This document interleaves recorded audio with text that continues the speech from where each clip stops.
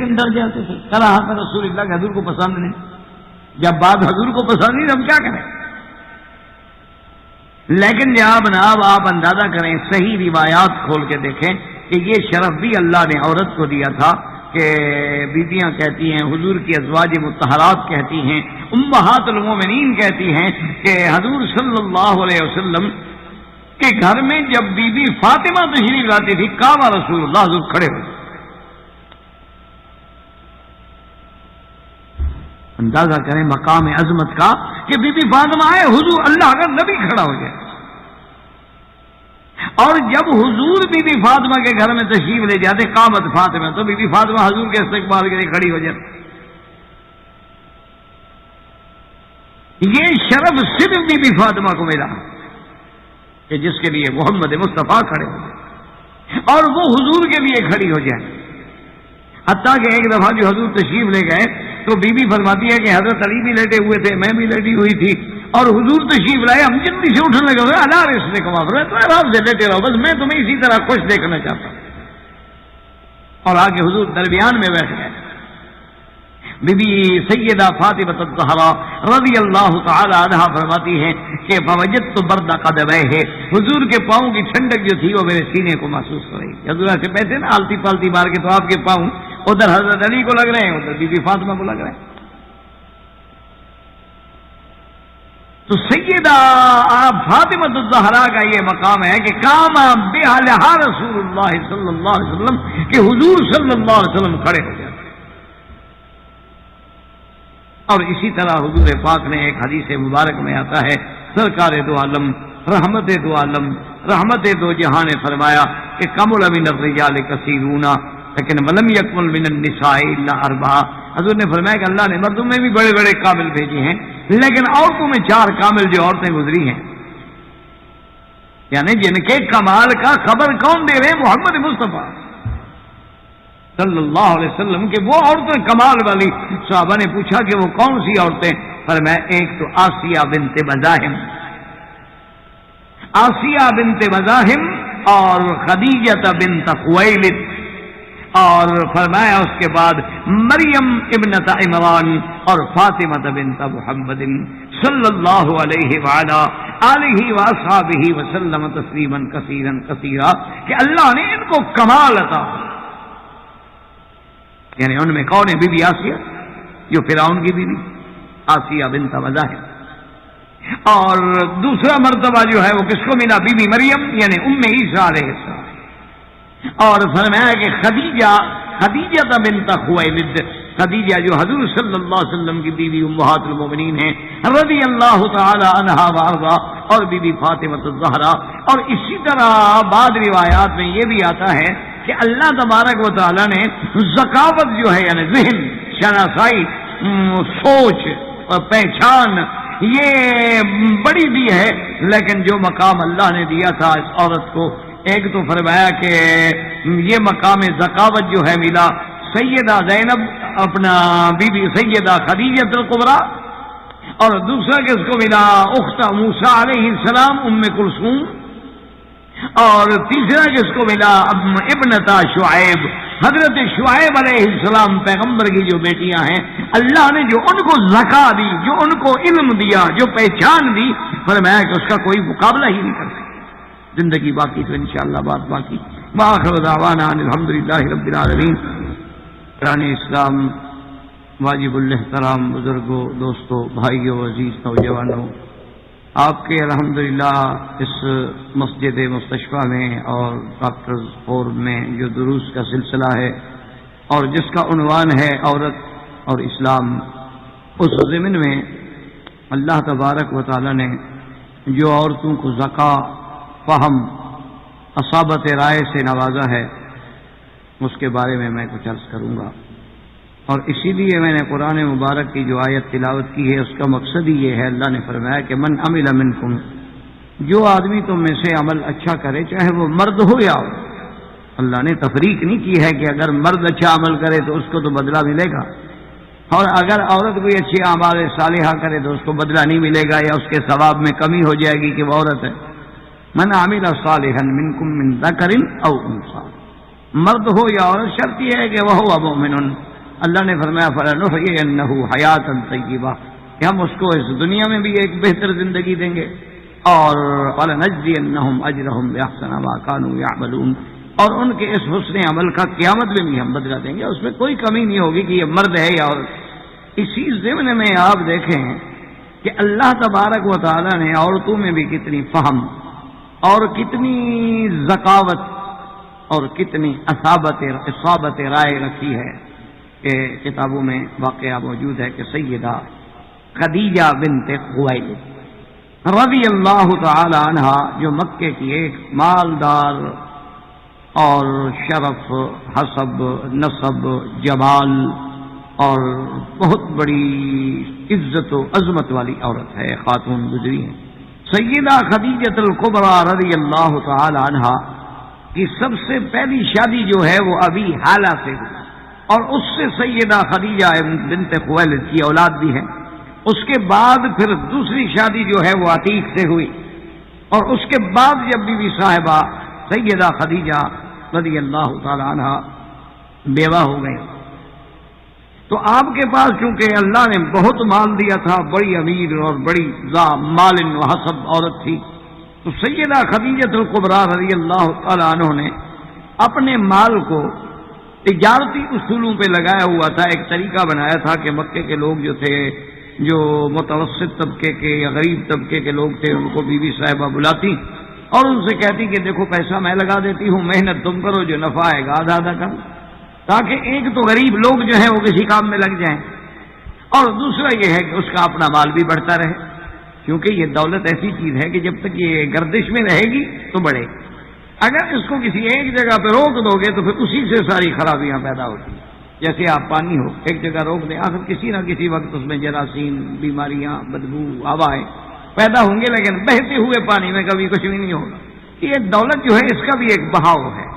تو سیدہ خدیجہ الکبریٰ رضی اللہ تعالی عنہا اس طرح لوگوں کو مال دیتی، اور وہ لوگ جو ہیں اموال لے کے شام جاتے، پھر شام سے مال لے کے مکہ آتے، بیچتے، اور جو نفع ہوتا وہ بی بی صاحبہ کے ساتھ تقسیم کر لیتے۔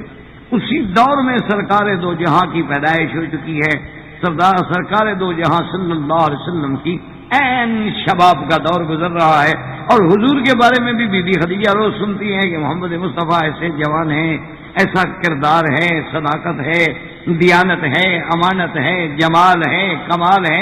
تو بی بی صاحب ابھی سنتے سنتے انہوں نے بھی سوچا، اور ایک دو دفعہ حضور صلی اللہ علیہ وسلم کو دیکھا بھی، تو بی بی خدیجہ کے دل میں ایک بات بیٹھ گئی کہ یہ اس میں کوئی شک نہیں کہ قریش میں سے ہیں، بنی ہاشم میں سے ہیں، لیکن ان کے چہرے پہ بتا رہے ہیں کہ کوئی معلوم ہوتا ہے کہ اللہ نے اس کو کوئی شان دی۔ اب یہ دیکھیں سیدہ خدیجہ کی پہچان رضی اللہ تعالی عنہ۔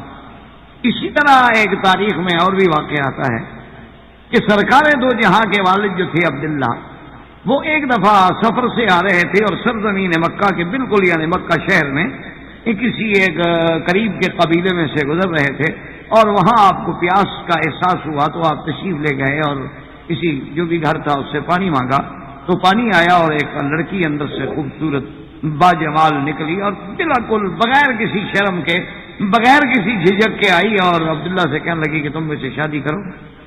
تو عبداللہ نے کہا کہ بھائی بات یہ ہے کہ آپ کون ہیں؟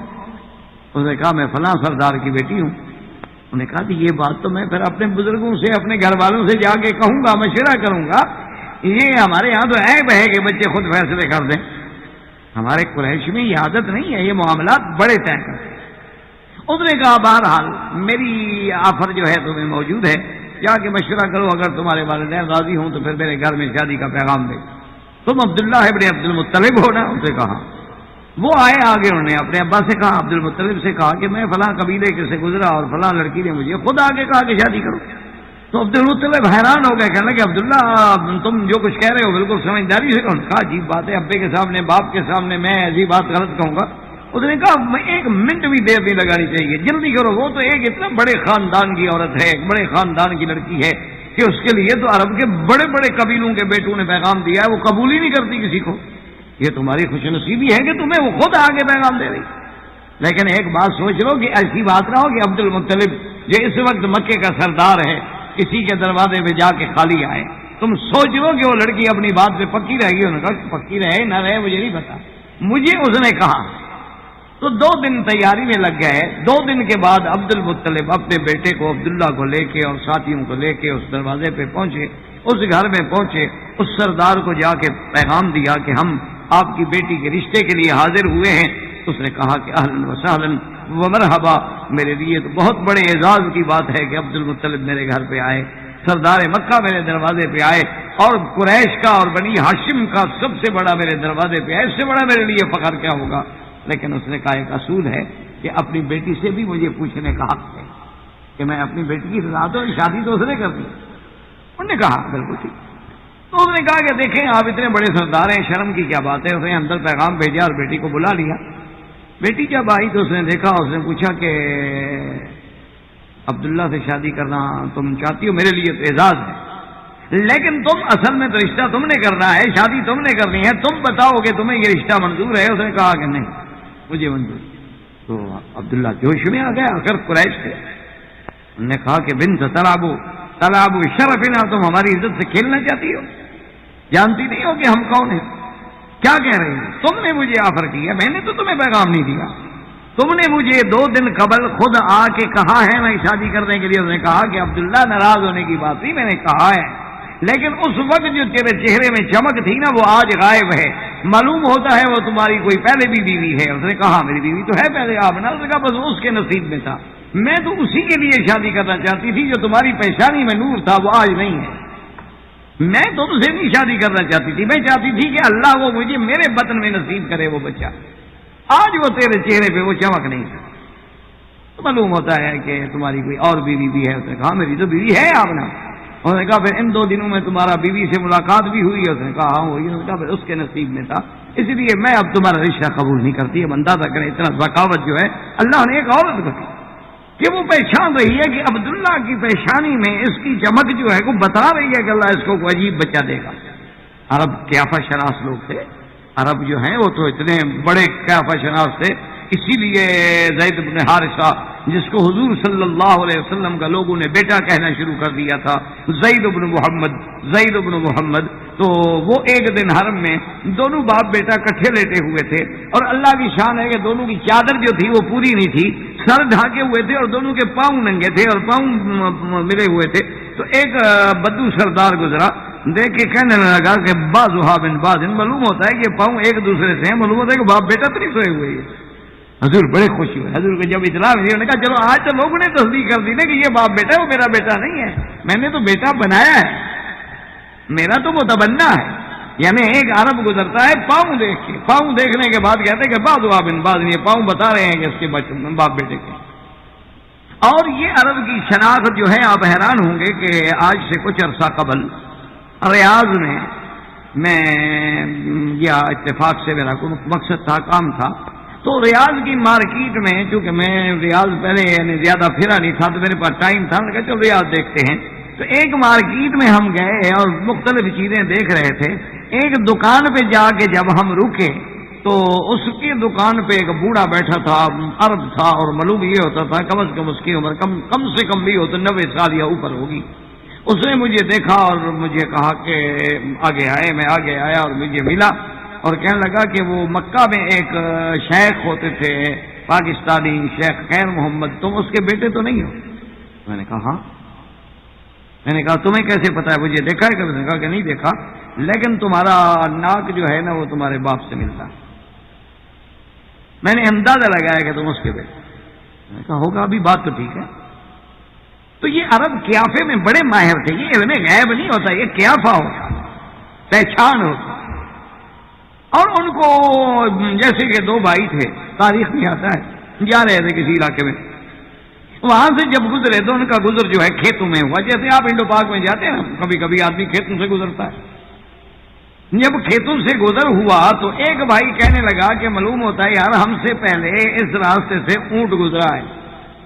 تو اس نے کہا یار یہ بات تو ٹھیک ہے, اونٹ کے پاؤں پڑے ہوئے ہیں, یہ کون سی بڑی بات ہے جو تم نے بتا دی. اصل بات میں تمہیں بتاتا ہوں, معلوم یہ ہوتا ہے کہ یہ اونٹ لنگڑا بھی ہے. دوسرے بھائی نے پھر غور کر کے دیکھا, اس نے کہا صرف لنگڑا نہیں, اس کو خارش کی بیماری بھی ہے. اور دوسرے بھائی نے پھر غور کر کے دیکھا, کہنے لگا معلوم یہ ہوتا ہے آنکھ بھی اس کی ایک ہے, کانا بھی ہے. یہ راستہ دیکھ کے, کھیت دیکھ کے بتا رہے. اور دونوں بھائی ہیں سگے. جاتے جاتے جناب وہ وہاں پہنچے جس کھیت کے بعد جو آبادی تھی. جو پوچھا انہوں نے کہ یہ کھیت کس کا ہے؟ انہوں نے کہا فلاں عرب کا ہے. انہوں نے اس کے بعد چلے گئے. انہوں نے کہا یار تمہارے پاس کوئی اونٹ ہے؟ اس نے کہا ہے. اس نے کہا لنگڑا بھی ہے؟ اس نے کہا ہاں لنگڑا بھی ہے. اس نے کہا اس کو خارش کی بیماری بھی ہے؟ اس نے کہا ہاں خارش کی بیماری بھی ہے, ہم علاج کرا رہا ہوں اس کا. اس نے کہا ایک آنکھ ہے اس کی؟ اس نے کہا آنکھ بھی ایک ہے. لیکن کیا بات کیا ہے؟ انہوں نے کہا جب ہم نے دیکھا نا تو پاؤں برابر نہیں رکھ رہا تھا تو معلوم ہوا کہ لنگڑا ہے کہ ایک پاؤں ذرا زیادہ نیچے جاتا ہے اور ایک پاؤں سیدھا رکھتا ہے. تو اس کے پاؤں کے نشان بتا رہے تھے کہ وہ لنگڑا کے چلتا ہے. اور درخت کے ساتھ اس نے رگڑے لگائے ہوئے تھے تو معلوم ہوا اس کو خارش کی بیماری بھی ہے. جاتے جاتے جب درخت قریب آتا ہے تو اس کے ساتھ وہ خارش مٹاتا ہے. اس پر بھی اس کی چمڑی کے داغ اڑے ہوئے تھے. اس سے ہم نے اندازہ لگایا کہ وہ خارش زدہ اونٹ ہے. تو اس نے کہا اچھا یہ تمہیں کیسے پتا چلا کہ وہ کانا ہے؟ اس نے کہا یار گھاس ایک طرف کی کھائی ہوئی تھی, دوسری طرف کو اس نے چھوا ہی نہیں. تو آخر جانور کی پابندی تو نہیں تھی نا کہ ایک طرف کھا رہا ہے اور دوسری طرف نہیں دیکھتا. تو معلوم ہے ادھر بیچارے کو نظر ہی نہیں آ رہا تھا نا کہ گھاس کھائے. تو ہم نے اندازہ لگایا تو ہم اپنی باتوں کا کیا فقہ معلوم کرنے کے لیے آئے ہیں کہ کیا یہ بات ٹھیک ہے؟ اس نے کہا بالکل ٹھیک ہے, یہ سامنے کھڑا ہے اونٹ, یہ لنگڑا بھی ہے, کانا بھی ہے, خارج زدہ. تو یہ علم غیب نہیں ہوتا, یہ تجارت ہوتا. اس کو قیافہ بھی کہتے ہیں, اس کو چہرہ شناسی بھی کہتے ہیں. اس کو آپ بہت سارے لوگ ہیں جو آپ کے چہرہ دیکھنے کے بعد ایک فیصلہ کر لیتے ہیں. کوئی علم نہیں ہوتا, تجارب ہے کہ بھی اس کا چہرہ کتابی ہے, اس کا چہرہ جو ہے گول ہے, اس کا چہرہ جو ہے لمبوترا ہے, اس کے چہرے کے رخسار کی ہڈیاں باہر نکلی ہوئی ہیں, اس کی پیشانی جو ہے چوڑی ہے, اس کا منہ جو ہے زیادہ کھلا ہے یا تنگ دہن ہے, اس سے وہ ایک علامات نکال. اس کا ناک جو ہے سیدھا ہے, ٹیڑھا ہے, اونٹ کی طرح ہے, طوطے کی طرح ہے, جانور کی طرح ہے, کس طرح ہے, اس سے ان کے کیا پہ ہوتے ہیں. یہ ایک علم ہے, یہ علم غیب نہیں ہوتا. مشکل تو یہ ہوتی ہے نا کہ یہاں کوئی بات کرو کیا دیکھو جی ان کے علم غیب تھا. مشکل تو یہ ہے نا کہ ہر بات کو کہنے کے بعد آگے سمجھنے والے کی صلاحیت نہ ہو تو پھر اس کا کیا علاج کرے. تو بہر صورت یہ ہے کہ سیدہ خدیجہ رضی اللہ تعالی عنہا نے بھی جب حضور کی زیارت کی نا تو بی بی صاحبہ کے دماغ میں بات آ گئی کہ یہ نوجوان نرالا ہے, ایسا قریش میں پہلے پیدا نہیں ہوا. تو اس نے کہا ویسے تحقیق کیسے کروں. اس نے پیغام بھیجا حضور صلی اللہ علیہ وسلم کو اور بلایا. حضور تشریف لے گئے. قریش کی خاتون تھی, سردار تھی, سرداروں کی بیٹی تھی. تو اس نے کہا کہ یا محمد صلی اللہ علیہ وسلم تم جوان ہو, اللہ نے تمہیں جوانی سے نوازا ہے, صحت سے نوازا, تم تجارت کیوں نہیں کرتے؟ تو حضور نے فرمایا کہ من المال, میرے پاس پیسے تھوڑے ہیں, مال تھوڑا ہے کہ میں تجارت کروں. میری تو کفالت عبد المطلب نے کی, اس کے بعد چچا نے کیا, تو میرے پاس تو دولت نہیں ہے اور تجارت بغیر پیسے کی ہوتی نہیں. اس نے کہا پیسے میں دیتی ہوں, اور بھی تو لوگ میرے سے پیسے لے جاتے ہیں, آپ ابھی میرے پیسے سے تجارت کریں. سرکار دو عالم صلی اللہ علیہ وسلم مان گئے. اب جو اس کی سمجھداری کی اور عورت کے فہم کی اور ذکا کا اندازہ دیکھیں کہ جب حضور مان گئے اور پیسے دے دیے تو اس کا ایک غلام تھا میسرہ, بی بی خدیجہ کا غلام ہے. اس نے کہا کہ میسرہ بات سنو, تم حضور کے ساتھ جاؤ. بظاہر تو میں سمجھا دیتی ہوں, حضور صلی اللہ علیہ وسلم کی خدمت میں عرض کر دیتی ہوں کہ یا رسول اللہ آپ کا پہلا بزنس ٹرپ ہے, آپ تجارت کے اسرار اور رموز نہیں جانتے ہیں, میرا غلام ہے, تجربے کار ہے, آپ کے ساتھ رہے گا, کچھ مشورہ بھی دے گا, کچھ مال کی حفاظت بھی کرے گا. لیکن تم نے ایک ایک حضور صلی اللہ علیہ وسلم کے قول اور فعل اور حرکات اور سکنات اور ہر چیز کو نوٹ کرنا ہے اور مجھے واپسی پہ رپورٹ دینی. میں ساتھ چلا گیا. اچھا, بہت سارے تاجر یہ کرتے تھے کہ پیسے دے کے شام چلے جاتے اور شام سے مال لے کے بیچتے تھے. حضور صلی اللہ علیہ وسلم نے مکے سے بھی مال خرید لیا تو شام بیچ دیا, اور شام سے خریدا مکے بیچ دیا, تو نفع جو تھا ڈبل ہو گیا. لوگوں سے لوگ جتنا نفع کماتے تھے اس سے زیادہ نفع ہو گیا, دگنا ہو گیا, کیونکہ دو مال بک گئے, مکے والا شام بک گیا, شام والا مکے میں بک گیا. تو بی بی خدیجہ نے میسرہ کو بلایا اور کہا کہ اور بتاؤ. اس نے کہا کہ واللہ یا خدیجہ, خدا کی قسم ہے ایسا انسان میں نے نہیں دیکھا, واللہ میں نے ایسا انسان نہیں دیکھا صداقت میں, امانت میں, دیانت میں, بولنے میں, اٹھنے میں, غریبوں کا خیال رکھنے میں, مسکینوں کا خیال رکھنے میں, ساتھیوں کا خیال رکھنے میں, سفر میں ہر بات کا لحاظ رکھنے میں, واللہ ہمارا ایسا مصر, میں نے ایسا بندہ نہیں. بی بی خدیجہ سمجھ. اور اسی فکر میں سیدہ خدیجہ رضی اللہ تعالی عنہ کئی دن سے سوچ رہی ہیں اور ان کے دماغ میں بات نہیں آ رہی کہ دیکھیں میں 40 سال کی عورت ہوں, 2 شادیاں میری ہو چکی ہیں, اور حضور صلی اللہ علیہ وسلم کا شباب ہے, اور میں اگر کوشش بھی کروں تو حضور مجھے کہاں قبول کریں گے بیوی کی حیثیت؟ نوجوان آدمی چاہتا ہے کہ کسی جوان لڑکی سے شادی. اسی اثنا میں آپ پر جب یہ پریشانیوں کا عالم گزر رہا تھا تو آپ کی ایک سہیلی تھی جس کا نام ہے نفیسہ. تو وہ نفیسہ جو ہے سیدہ خدیجہ کے پاس آئیں اور کہا کہ لماذا مضطربہ، کیوں پریشان ہو؟ انہوں نے کہا میں ایک بات سوچ رہی ہوں کہ محمد مصطفیٰ محمد ابن عبداللہ صلی اللہ علیہ وسلم جو ہے شاب ہے، میں نے بڑی تحقیق کر لی ہے، اس جیسا خوبیوں والا انسان نہ آج تک پیدا ہوا ہے نہ آئندہ پیدا ہوگا. لیکن اب میری عمر 40 سال ہو گئی ہے، میں چاہتی تھی کہ شادی کروں. حالانکہ مجھے عمر بن الخطاب نے پیغام بھیجا ہے، بڑے بڑے سرداروں نے پیغام بھیجا ہے، لیکن میں نے انکار کر دیا ہے.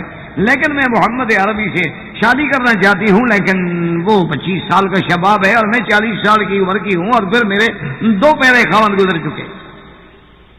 تو نفیسہ نے کہا کہ کیوں گھبراتی ہو؟ خدیجہ اس نے کہا کہ دیکھو تمہیں اللہ نے بڑا شرف دیا ہے، نسب دیا، حسب دیا ہے، مال دیا ہے، کون ہے بھلا جو تم سے شادی نہیں کرے گا؟ انہوں نے کہا کہ نہیں حضور مجھے شاید قبول نہیں کریں گے، آپ کی عمر کا تقاضا ہے کہ آپ بچے ہیں، جوان ہیں، اور میں میچورڈ اور بیوہ اور پھر میری اولاد ہے. نفیسہ نے کہا کہ اچھا یہ بات تو مجھ پہ چھوڑ دو. تو بی بی نفیسہ جو ہے وقت دیکھ کر، موقع دیکھ کر ایک دن سرکار دو عالم صلی اللہ علیہ وسلم سے راہ گزر میں ٹکرا گئیں، مل گئیں اور کہا کہ علامات تزوج یا محمد، کہ حضور آپ شادی کیوں نہیں کرتے، آپ جوان آدمی ہیں.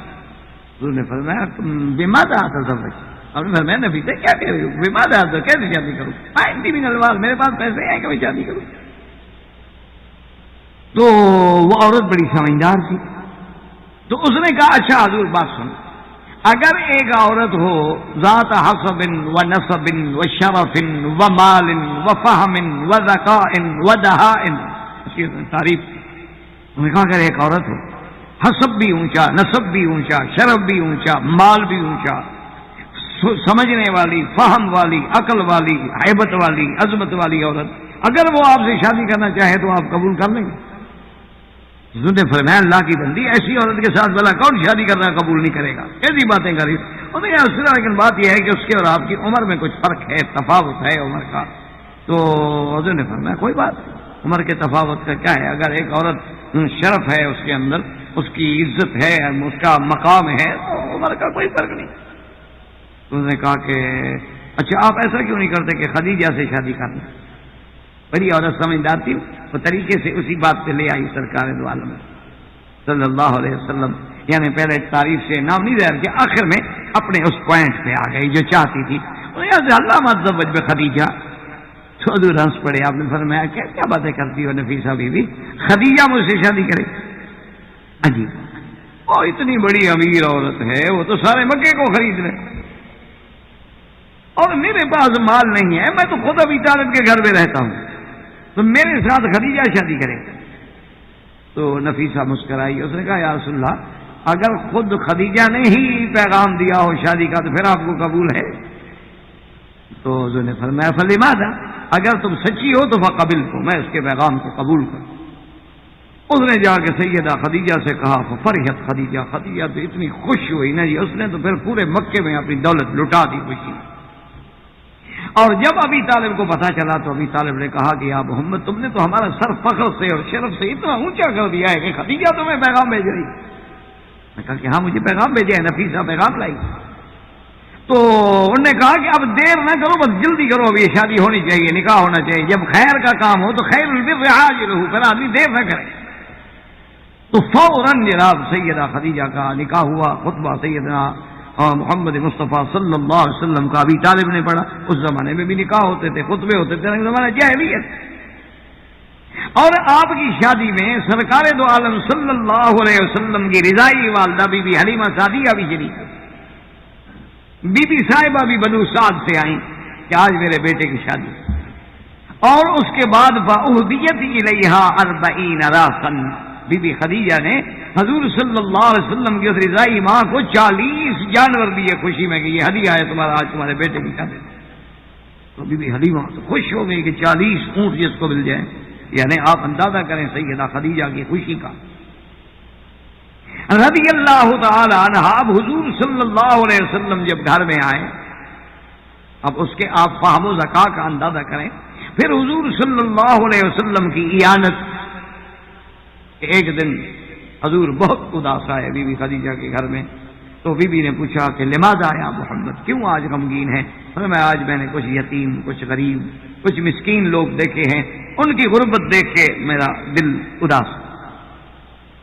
اتنی غربت، یہ کھانے کو نہیں ہے، بھوکے، پہننے کو لباس نہیں۔ تو بی بی خدیجہ نے کہا کہ یا رسول اللہ لا تحزن، آپ کیوں غم کریں، آپ غم نہ کریں۔ اور حضرت ابو بکر کو بھی بلا لیا بی بی خدیجہ نے، کیونکہ وہ بھی قریش کے سردار تھے، اور بھی اپنے کچھ لوگوں کو بلا لیا۔ اور روایات میں آتا ہے کہ حضور کے سامنے اس نے، اس زمانے میں تو چونکہ یہ چاندی سونے کے دولت ہوتی تھی نا، کاغذ کے پیسہ تو نہیں تھا، یہ کاغذ کی کرنسی جو ہے یہ تو بہت بعد میں ہوئی، پہلے تو جو سونا چاندی۔ تو اس نے حضور کے سامنے ایسے جناب پیسے کا ڈھیر لگایا کہ ابو بکر کہتے ہیں کہ حضور اس طرح بیٹھے تھے اور میں اس طرح بیٹھتا، وہ ڈھیر اتنا اونچا ہو گیا کہ حضور چھپ گئے اس کے آگے، اتنے پیسے ڈھیر ہو گئے۔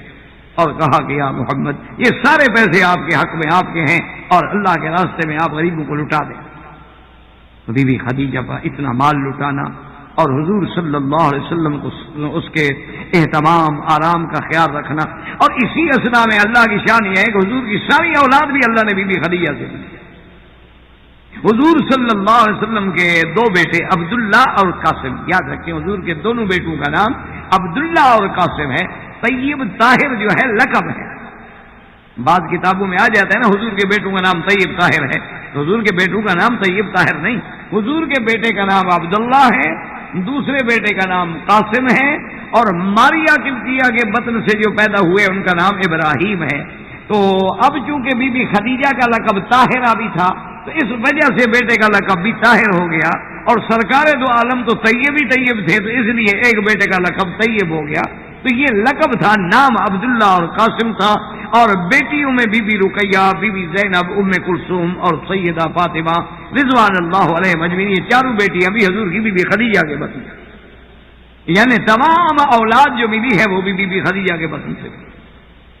اور اسی دور میں ایسا اب چونکہ 25 سال کی عمر میں شادی ہوئی، تو گویا 15 سالہ زندگی حضور صلی اللہ علیہ وسلم کی گزری، حبب الیہ الخلا، کہ بی بی خدیجہ کہتی ہے کہ اب حضور کو جلوت کے بجائے خلوت زیادہ عزیز ہوگی، ہر وقت حضور علیحدہ رہنا چاہتے تھے، الگ بیٹھنا پسند کرتے تھے، کسی کے ساتھ بیٹھنا پسند نہیں کرتے۔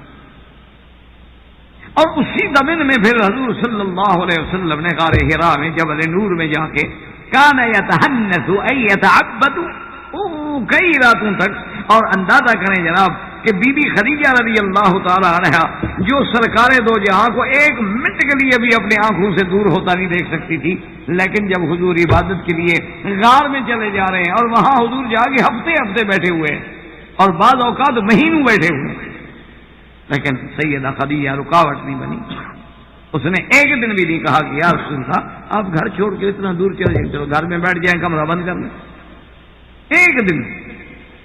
اور حضور صلی اللہ علیہ وسلم جو حکم فرماتے سامان تیار ہوتا، حضور صلی اللہ علیہ وسلم اپنا ہفتے کا 10 دن کا جتنا قیام ہوتا کچھ چیزیں لے کے، پانی لے کے، سامان لے کے چلے جاتے، اور بی بی خدیجہ مطمئن ہے۔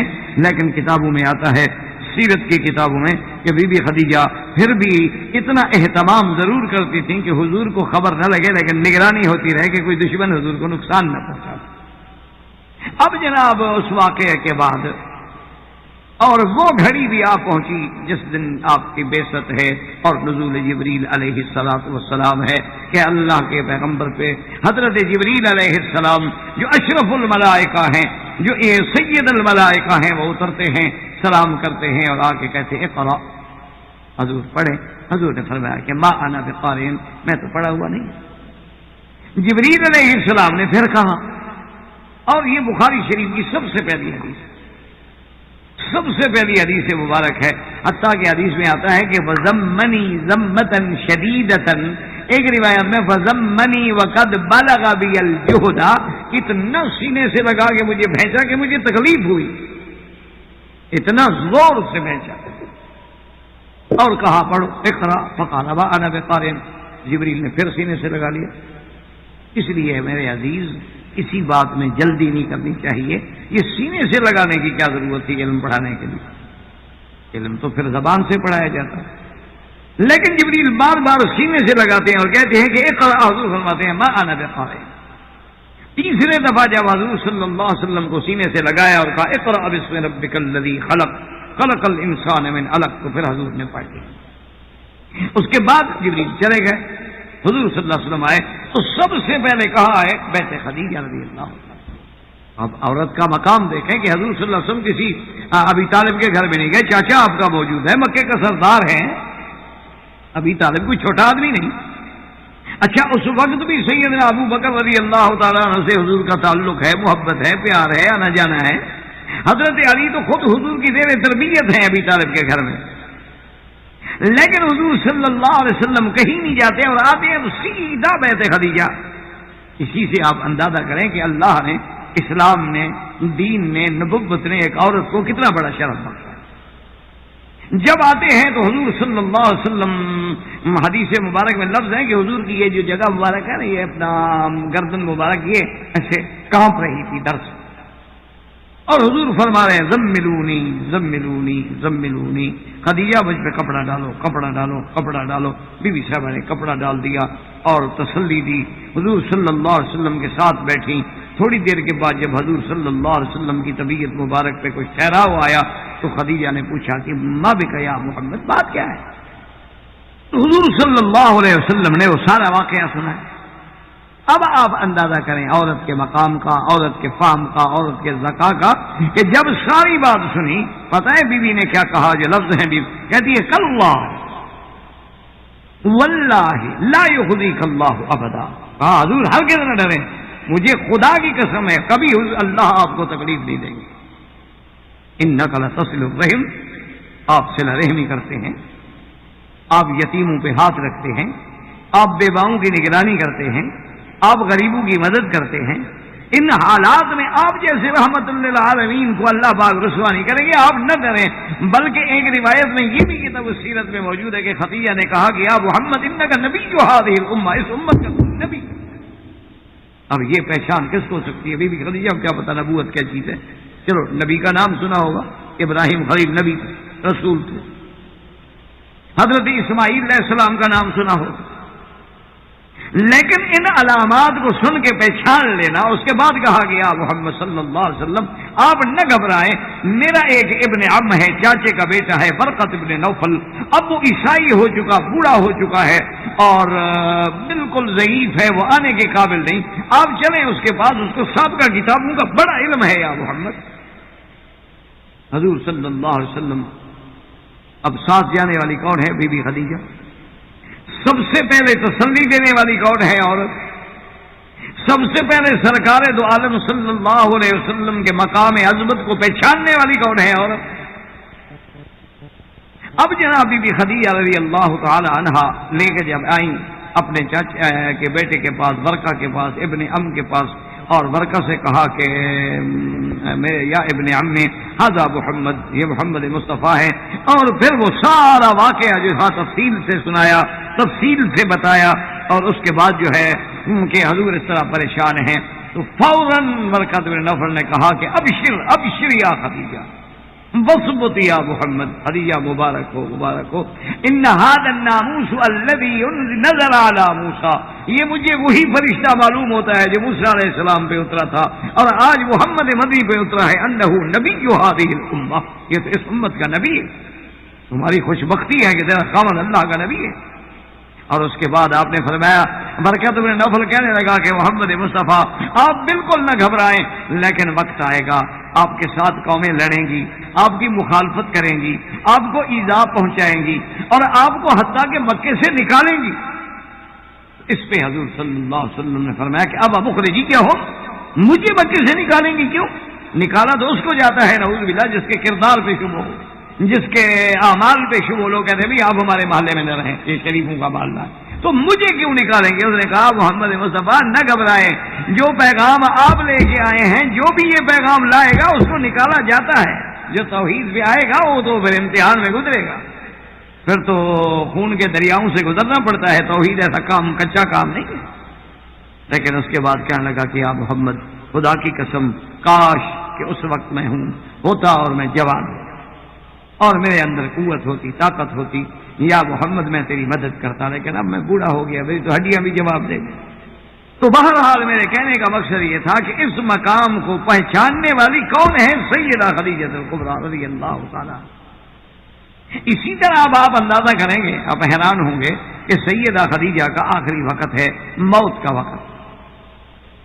حضور صلی اللہ علیہ وسلم تشریف لائے جہاں آپ نے تسلی دی کہ خدیجہ موت برحق ہے، لیکن اللہ تمہیں جنت کا اعلیٰ مقام عطا فرمائیں گے، اور ساتھ کہا کہ خدیجہ وہاں تمہیں تمہاری سوکنیں ملیں گی تو میرا سلام کہنا۔ تو بی بی خدیجہ نے کہا کہ یا رسول اللہ حل تزوجت قبلی، اس سے پہلے بھی آپ نے کوئی شادی کی تھی؟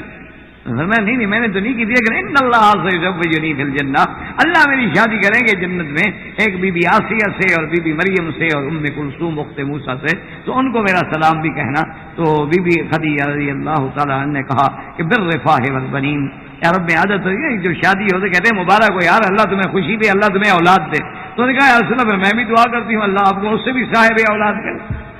تو یہ مقام جو ہے سیدہ خدیجہ الکبریٰ کا ہے کہ جن کے ذریعے پیغام جا رہے ہیں جنت میں۔ اور اسی سے آپ اندازہ کریں کہ جب آدمی مرنے کے بعد ختم ہو جاتا ہے سلام کیسے پہنچائے گا؟ اگر مرنے کے بعد بس بالکل بات ہی ختم ہے، کچھ بھی نہیں، تو کیا معنی ہے کہ وہاں آپ اپنی ضرورت کیسے پہچانیں گی کہ کون ہے اور سلام کیسے دے گی؟ کیا مطلب؟ تو معلوم ہوا کہ وہ جو ایک اللہ نے حیات دی ہے، اسی لیے تو اللہ کہتا ہے نا کہ تمہیں سمجھ نہیں آئے گی اس زندگی کی، وہ عالم برزخ ہے، عالم غیب ہے، تم اس کو سمجھ نہیں سکتے۔ تو یہ مقام جو ہے اللہ نے عورت کو بخشا، اور آج بھی قرآن میں، آج بھی احادیث میں، آج بھی ذخیرہ سیرت میں، آج بھی آپ دیکھ لیں کہ سیدہ خدیجہ الکبریٰ کا کیا مقام ہے رضی اللہ تعالیٰ۔ اور اسی طرح آپ دیکھیں گے جناب کہ ایک بہت مشکل وقت ہے میرے محبوب کے لیے، اتنا بڑا مشکل وقت ہے کہ جس میں بڑے بڑے صحابہ، بڑے بڑے شان والے صحابہ جن کے ایمان پہاڑوں سے بھی زیادہ مضبوط تھے، ان کے پاؤں بھی ہل گئے۔ جب حضور صلی اللہ علیہ وسلم آئے ہیں، صلح حدیبیہ ہوئی، جب سرکار دو جہاں عمرے کے لیے آئے، تفصیلی واقعہ آپ الحمدللہ سیرت میں سن چکے ہیں، اس کی تو ضرورت نہیں ہے بیان کرنے کی۔ تو جب آپ آئے تو آپ کو روک دیا گیا، پھر آپ کی صلح ہوئی۔ تو اس صلح میں جو شرائط تھی وہ شرائط ایسی تھی کہ بھی سن کے آدمی حیران ہو جاتا تھا کہ اگر کوئی کافروں کے ملک سے، مکہ سے بھاگ کے مسلمان ہو کے مدینہ منورہ چلا جائے اور مکے والے مانگیں تو حضور واپس کریں گے، اور اگر مسلمان خدا نہ کرے کوئی مرتد ہو کے آ جائے تو کافر واپس نہیں کریں گے۔ حضرت عمر جیسے آدمی کے پاؤں ہل گئے، وہ عمر جس کی گواہی، جس کے تحقیق پہ اور جس کے قول پہ اللہ قرآن اتار دیتے ہیں، اتنا بڑا شان والا عمر ہے، لیکن اتنا وہ حالات سے یعنی ایسے مضطرب ہو گئے کہ حضرت ابو بکر کی خدمت میں آئے، کہنے لگے کہ یا ابو بکر، کیا بات ہے؟ اس نے کہا اللہ سنا الحق، کیا ہم حق پہ نہیں ہے؟ اللہ سنا مسلمین، کیا ہم مسلمان نہیں ہیں؟ انہوں نے کہا یا ابی بکر الیسوہم کفار، اور ہمارے مقابلے پہ جو ہے وہ کافر نہیں ہے؟ آپ نے کہا ہے۔ کہا الیسوہم علی الباطل، وہ باطل پہ نہیں، وہ جھوٹے نہیں؟ آپ نے کہا بالکل وہ جھوٹے ہیں۔ تو نے کہا لماذا هذه الدنیۃ فی دیننا، پھر یہ کیا بات ہو رہی ہے کہ ہم اتنی نیچے لگ کے شروع کریں کافروں سے؟ کیا ہے مر جائیں؟ مسلمان کا کیا گھاٹا ہے؟ مسلمان مر جائے شہید ہو جاتا ہے، زندہ رہے تو غازی بن جاتا ہے، مسلمان کا تو گھاٹا ہے نہیں نا۔ اسی لیے آپ دیکھ رہے ہیں نا کہ پوری دنیا ریسرچ کر کے حیران ہو کے بیٹھی ہوئی ہے کہ یار مسلمان ہے، نہ ہتھا ہے، اس کے پاس کچھ بھی نہیں، نہ طاقت ہے، نہ دولت ہے، نہ ٹیکنالوجی ہے، نہ جدید علوم ہے، کچھ بھی نہیں اس کے پاس، لیکن اس کے چہرے پہ اطمینان ہے۔ اور جن کے پاس دولت ہے، علم ہے، ٹیکنالوجی ہے، وسائل ہیں، ان کے چہرے کے رنگ اڑ گئے ہیں، روزانہ 2-2 کلو خون گر جاتا ہے۔ وجہ کیا ہے؟ یہ کون سی دولت ہے؟ یہ کون سی چیز ہے جو بندے کو جماتی ہے؟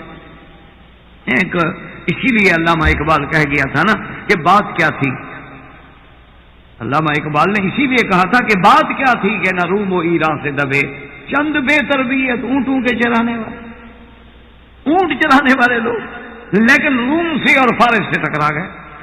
حضرت عمر ایک دفعہ مکہ مکرمہ کی وادی میں گزر رہے تھے، آپ نے قافلہ روک دیا، اونٹ سے اترے، 2 رکعت نفل پڑی، بکا عمر رونے لگ گئے دھاڑے مار۔ صحابہ آگے، انہوں نے کہا کیا ہو گیا امیر؟ انہوں نے کہا اللہ ہے، اسی وادی میں میں کبھی اونٹ چراتا تھا اور آج میں بادشاہ بن کے گزر رہا۔ دیکھو اللہ نے کیسے ہمیں عزت سے نوازا. اتنا بڑا آدمی حضرت عمر جیسا آدمی کہنے لگا کہ یا ابی بکر لماذا هذه الدنیۃ فی دیننا، ہم ایسی بزدلانہ سلوک کیوں کریں کہ جو بات وہ کہتے ہیں حضور فرماتے ہیں ٹھیک ہے، جو بات کہتے ہیں بسم اللہ الرحمن الرحیم وہ کہتے ہیں جی نہ لکھو، حضور کہتے ہیں نہ لکھو. محمد الرسول اللہ وہ کافر کہتا ہے جی نہ لکھو، محمد ابن عبداللہ لکھو، کہا ٹھیک ہے کاٹ تو لکھو محمد ابن. ہر بات ان کی مان رہے ہیں. ابو بکر کیوں؟ پتہ ہے ابو بکر نے کیا کہا؟ یہاں پھر ابو بکر پہنچتا ہے، وہاں پھر عمر تو نہیں پہنچتا. عمر کی بڑی شان ہے، یعنی کوئی اندازہ نہیں، لیکن ابو بکر کے سامنے تو پھر کم ہے. سیدنا ابی بکر رضی اللہ تعالیٰ عنہ، اللہ کی کروڑوں صلاۃ و رحمتیں ہوں حضرت ابی بکر پہ. پتہ ہے کیا بات کی؟ کہتا ہے کہ یا عمر وثبت، عمر ثابت قدم رہو، انہ رسول اللہ، محمد مصطفیٰ اللہ کا رسول ہے، وہ جو کہہ رہا ہے بس رسول اللہ. جب ہم نے مان لیا ہے کہ وہ اللہ کا رسول ہے، اس کے بعد کیا بنا ہمیں بات کرنے. اچھا حضرت عمر سے صبر نہ ہوا. حضرت عمر دوڑ کے حضور کی خدمت میں آ گئے، حضور کی خدمت میں آ گئے اور پھر وہی سارے سوال دہرائے جو ابو بکر یا رسول اللہ مسلمین، پھر ہم ایسی کمزور سلوک کیوں کر رہے ہیں؟ حضور نے فرمایا عمر انی رسول، جو ابو بکر نے کہا کہ میں اللہ کا رسول. یعنی اندازہ کرو کہ اتنے گھبرا گئے کہ حضرت عمر جیسا آدمی. اس کے بعد حضور نے جب سلو طے ہو گئی، حضور نے حکم دیا صحابہ کو کہ بھئی اب قربانی کے جانور ذبح کرو. دم احسار اس کو کہتے ہیں، دم احسار، کہ جب آدمی کو عمرے کے احرام سے حج کے احرام باندھنے کے بعد روک دیا جائے تو پھر اس کو ایک بکری دینی پڑتی ہے حد حرم میں، اس کو کہتے ہیں دم احسار. محسن کہ روک دیا. یہ نہیں ہوتا کہ جیسے ہم آتے ہیں او جی میں نے احرام باندھ دیا تھا، آگے چوکی پہ آیا میرے کاغذ ٹھیک نہیں تھے، پھر میں نے احرام کھولا اور وقت گھر چلا گیا. یہ کوئی یعنی بچوں کا کھیل ہے نا، جب چاہو باندھ لو جب چاہو کھول. تم نے کوئی جوگی کی چادریں سمجھی ہوئی ہیں یہ کہ وہ بھی جب چاہتے ہیں گلے میں ڈال لیتے ہیں، جب چاہتے ہیں اتار لیے. تو اللہ کے بندے حکام ہیں کہ سب سے پہلی بات یہ ہے کہ آپ احرام اس وقت باندھیں جب حالات یقیناً آپ کے ہیں. یا البتہ بعد ائمہ نے اس کا ایک حدیث کے مطابق ایک رستہ بھی ہے کہ جب احرام باندھو تو کہو محلی ہے تو وابستنی، یا اللہ پھر میرا وہی رکو جگہ ہوگی حد، یہاں تم مجھے روک دو گے، جب تم مجھے روک دو آگے نہ جانے دو تو میں کہہ دوں.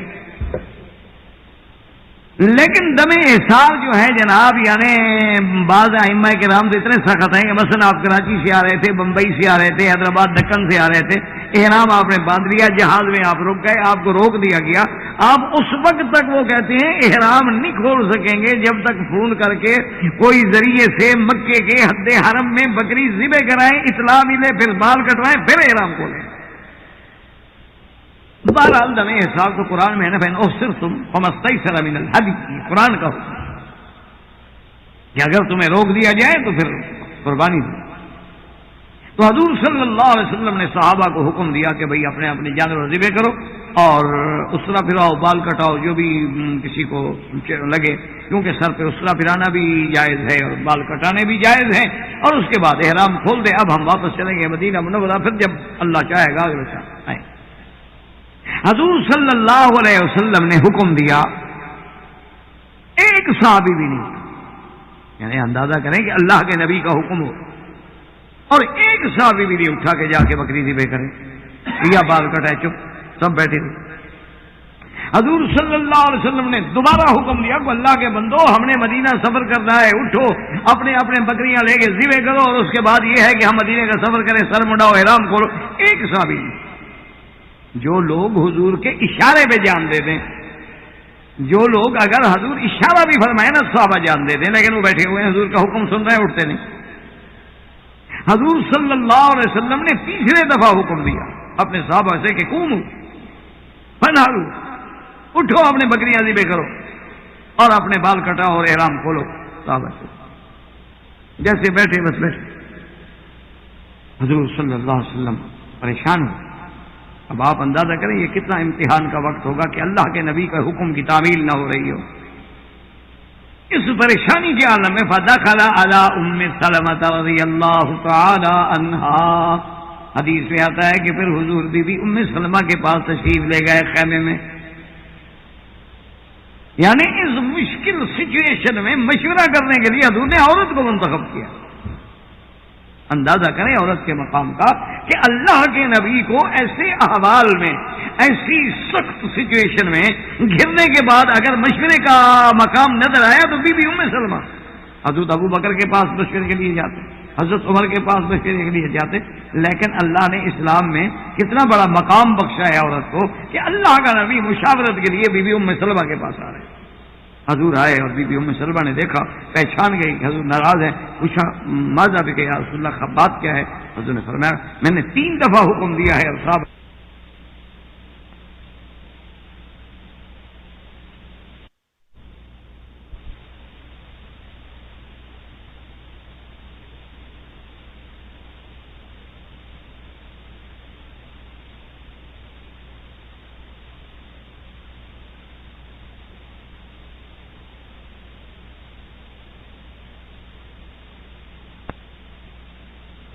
کو کہ اللہ کا نبی مشاورت کے لیے بی بی ام سلمہ کے پاس آ رہے ہیں۔ حضور آئے اور بی بی ام سلمہ نے دیکھا، پہچان گئی کہ حضور ناراض ہیں، پوچھا ماذا بک یا رسول اللہ، بات کیا ہے؟ حضور نے فرمایا میں نے 3 دفعہ حکم دیا ہے اور صحابہ نہیں اٹھتے۔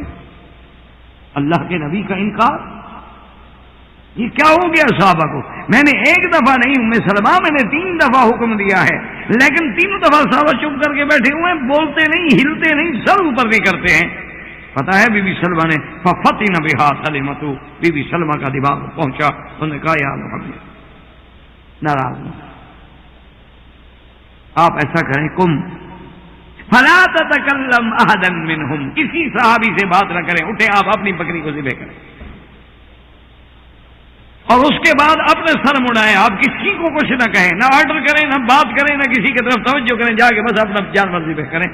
حضور صلی اللہ علیہ وسلم اٹھے اور جا کے جانور ذبح کیا، بس جانور ذبح کرنے کی دیر تھی جناب، اور صحابہ کہتے ہیں پتہ تک حضور کے صحابہ اٹھے فتدافعوا، اتنے زور سے اٹھے جانور ذبح کرنے کے لیے، معلوم ہوتا تھا کہ ایک دوسرے پہ تلواریں نہ چل جائیں کہ دیر نہ ہو۔ تو حضور حیران ہوئے اور آپ نے فرمایا ام سلمہ کمال ہے، تمہارا دماغ کیسے اس بات پہ پہنچا؟ اس نے کہا کہ یا رسول اللہ وہ انتظار میں بیٹھے تھے کہ شاید جبریل آ جائے، شاید بھی اب ہم احرام نہ کھولے، مکے کے جانے کا حکم مل جائے، چلو جائیں گے، جہاد کریں گے، دیکھا جائے گا، بچ گئے تو طواف کریں گے، نہیں تو شہید ہو جائیں گے۔ وہ اس انتظار میں بیٹھے تھے کہ شاید جی نزول جبریل، جب آپ نے اپنی بکری ذبح کر دی تو امیدیں ختم ہو گئی کہ اب نہیں آتا جبریل۔ بس جب آپ نے اپنی بکری مبارک ذبح کر دی، آپ نے اپنا سر مبارک مٹا دیا، احرام کھول دیا، اب کیا امید رہے؟ تو اب صحابہ کو یقین ہو گیا کہ بھئی اب تو واپس جانا ہے۔ اللہ کے نبی نے جب احرام کھول دیا ہے تو اس لیے پھر سارے کے سارے دوڑ پڑے اور انہوں نے احرام کھول دیا۔ تو اللہ کا نبی، اندازہ کریں میرے عزیز، یہ بات کہہ دینا تو بڑا آسان ہے، لیکن اسلام نے عورت کو کتنا بڑا مقام دیا کہ فشاورہم فی الامر، اللہ کا حکم ہے کہ مشورہ کرو، امرہم شورا بینہم، مسلمانوں کا امر جو ہے مشاورت سے ہوتا ہے، اور مشورے کے لیے حضور نے کس کو منتخب کیا؟ اس مشکل گھڑی میں بی بی ام سلمہ کو، عورت کو۔ اچھا اسی طرح آپ قرآن پڑھتے ہیں کہ اللہ نے حضور کی امت کو کیا بنایا ہے؟ امتن وسطن، امتن وسطن لتکونوا شہداء علی الناس فتکون الرسول علیکم شہیدا، کہ قیامت والے دن حضور کی امت جو ہے پچھلی امتوں پہ گواہی دے گی، یعنی مقام شہادت پہ۔ یہ ہمارے بات نہیں، ورنہ شریعت کے اعتبار سے جو آدمی شاہد ہوتا ہے گواہی اس کی ہوتی ہے جو سچا ہو، جو عادل ہو، جو صادق ہو، جو امین ہو۔ تو اللہ نے حضور کی امت کو مقام شہادت اور شہداء علی الناس کا مرتبہ بخشا ہے۔ تو سب سے پہلی شہادت اسلام کی، ایمان کی، حضور کے نبوت کی دینے والی کون ہے؟ عورت سیدہ خدیجہ الکبریٰ رضی اللہ تعالی عنہا، یعنی امتن شہداء علی الناس کی آیت کے مطابق بھی سب سے پہلا مقام بھی عورت کو ملا ہے، اور شاورہم فی الامر وامرہم شورا بینہم کے مطابق بھی مشورے کا جو مقام ملا ہے تو بی بی ام سلمہ کو ملا ہے رضی اللہ تعالی عنہا۔ تو اسلام نے جتنا عزت بخشی، جتنا عظمت بخشی، جتنا عورت کو اونچا کیا ہے، جتنا عورت کا سر بلندی کر کے آسمانوں سے جوڑا ہے، دنیا کا کوئی مذہب اس کی مثال پیش نہیں کر سکتا۔ لیکن شرط یہ ہے کہ نظر انصاف سے قرآن اور حدیث کا مطالعہ کیا جائے اور قرآن و احادیث کے فرامین کو سمجھا جائے۔ وما علینا الا البلاغ وآخر دعوانا ان الحمد للہ رب العالمین صلی اللہ تعالی علی خیر خلقہ سیدنا محمد وآلہ وصحبہ اجمعین۔ برادران اسلام، واجب الاحترام بزرگوں، دوستوں، بھائیوں، عزیز نوجوانوں، الحمدللہ آپ کی اس مسجد معمورہ، مسجد مستشفیٰ میں جو دروس کا سلسلہ اللہ کی رحمت سے جاری ہے، اس کا بنیادی عنوان جو ہے یعنی اسلام اور عورت کا مقام۔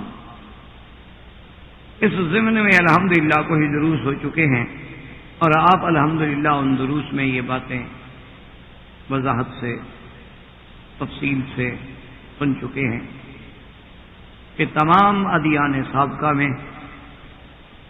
تمام پرانی تہذیبوں میں عورت کو کوئی مقام حاصل نہیں، چاہے وہ تہذیب فارس ہو، تہذیب روم ہو، تہذیب یونان ہو، تہذیب مصر ہو، یا جاہلیت اولا قبل الاسلام کا زمانہ ہو، عورت کو ایک حقیر، نجس اور کسی حقوق کا اسے حقدار نہیں مانا گیا۔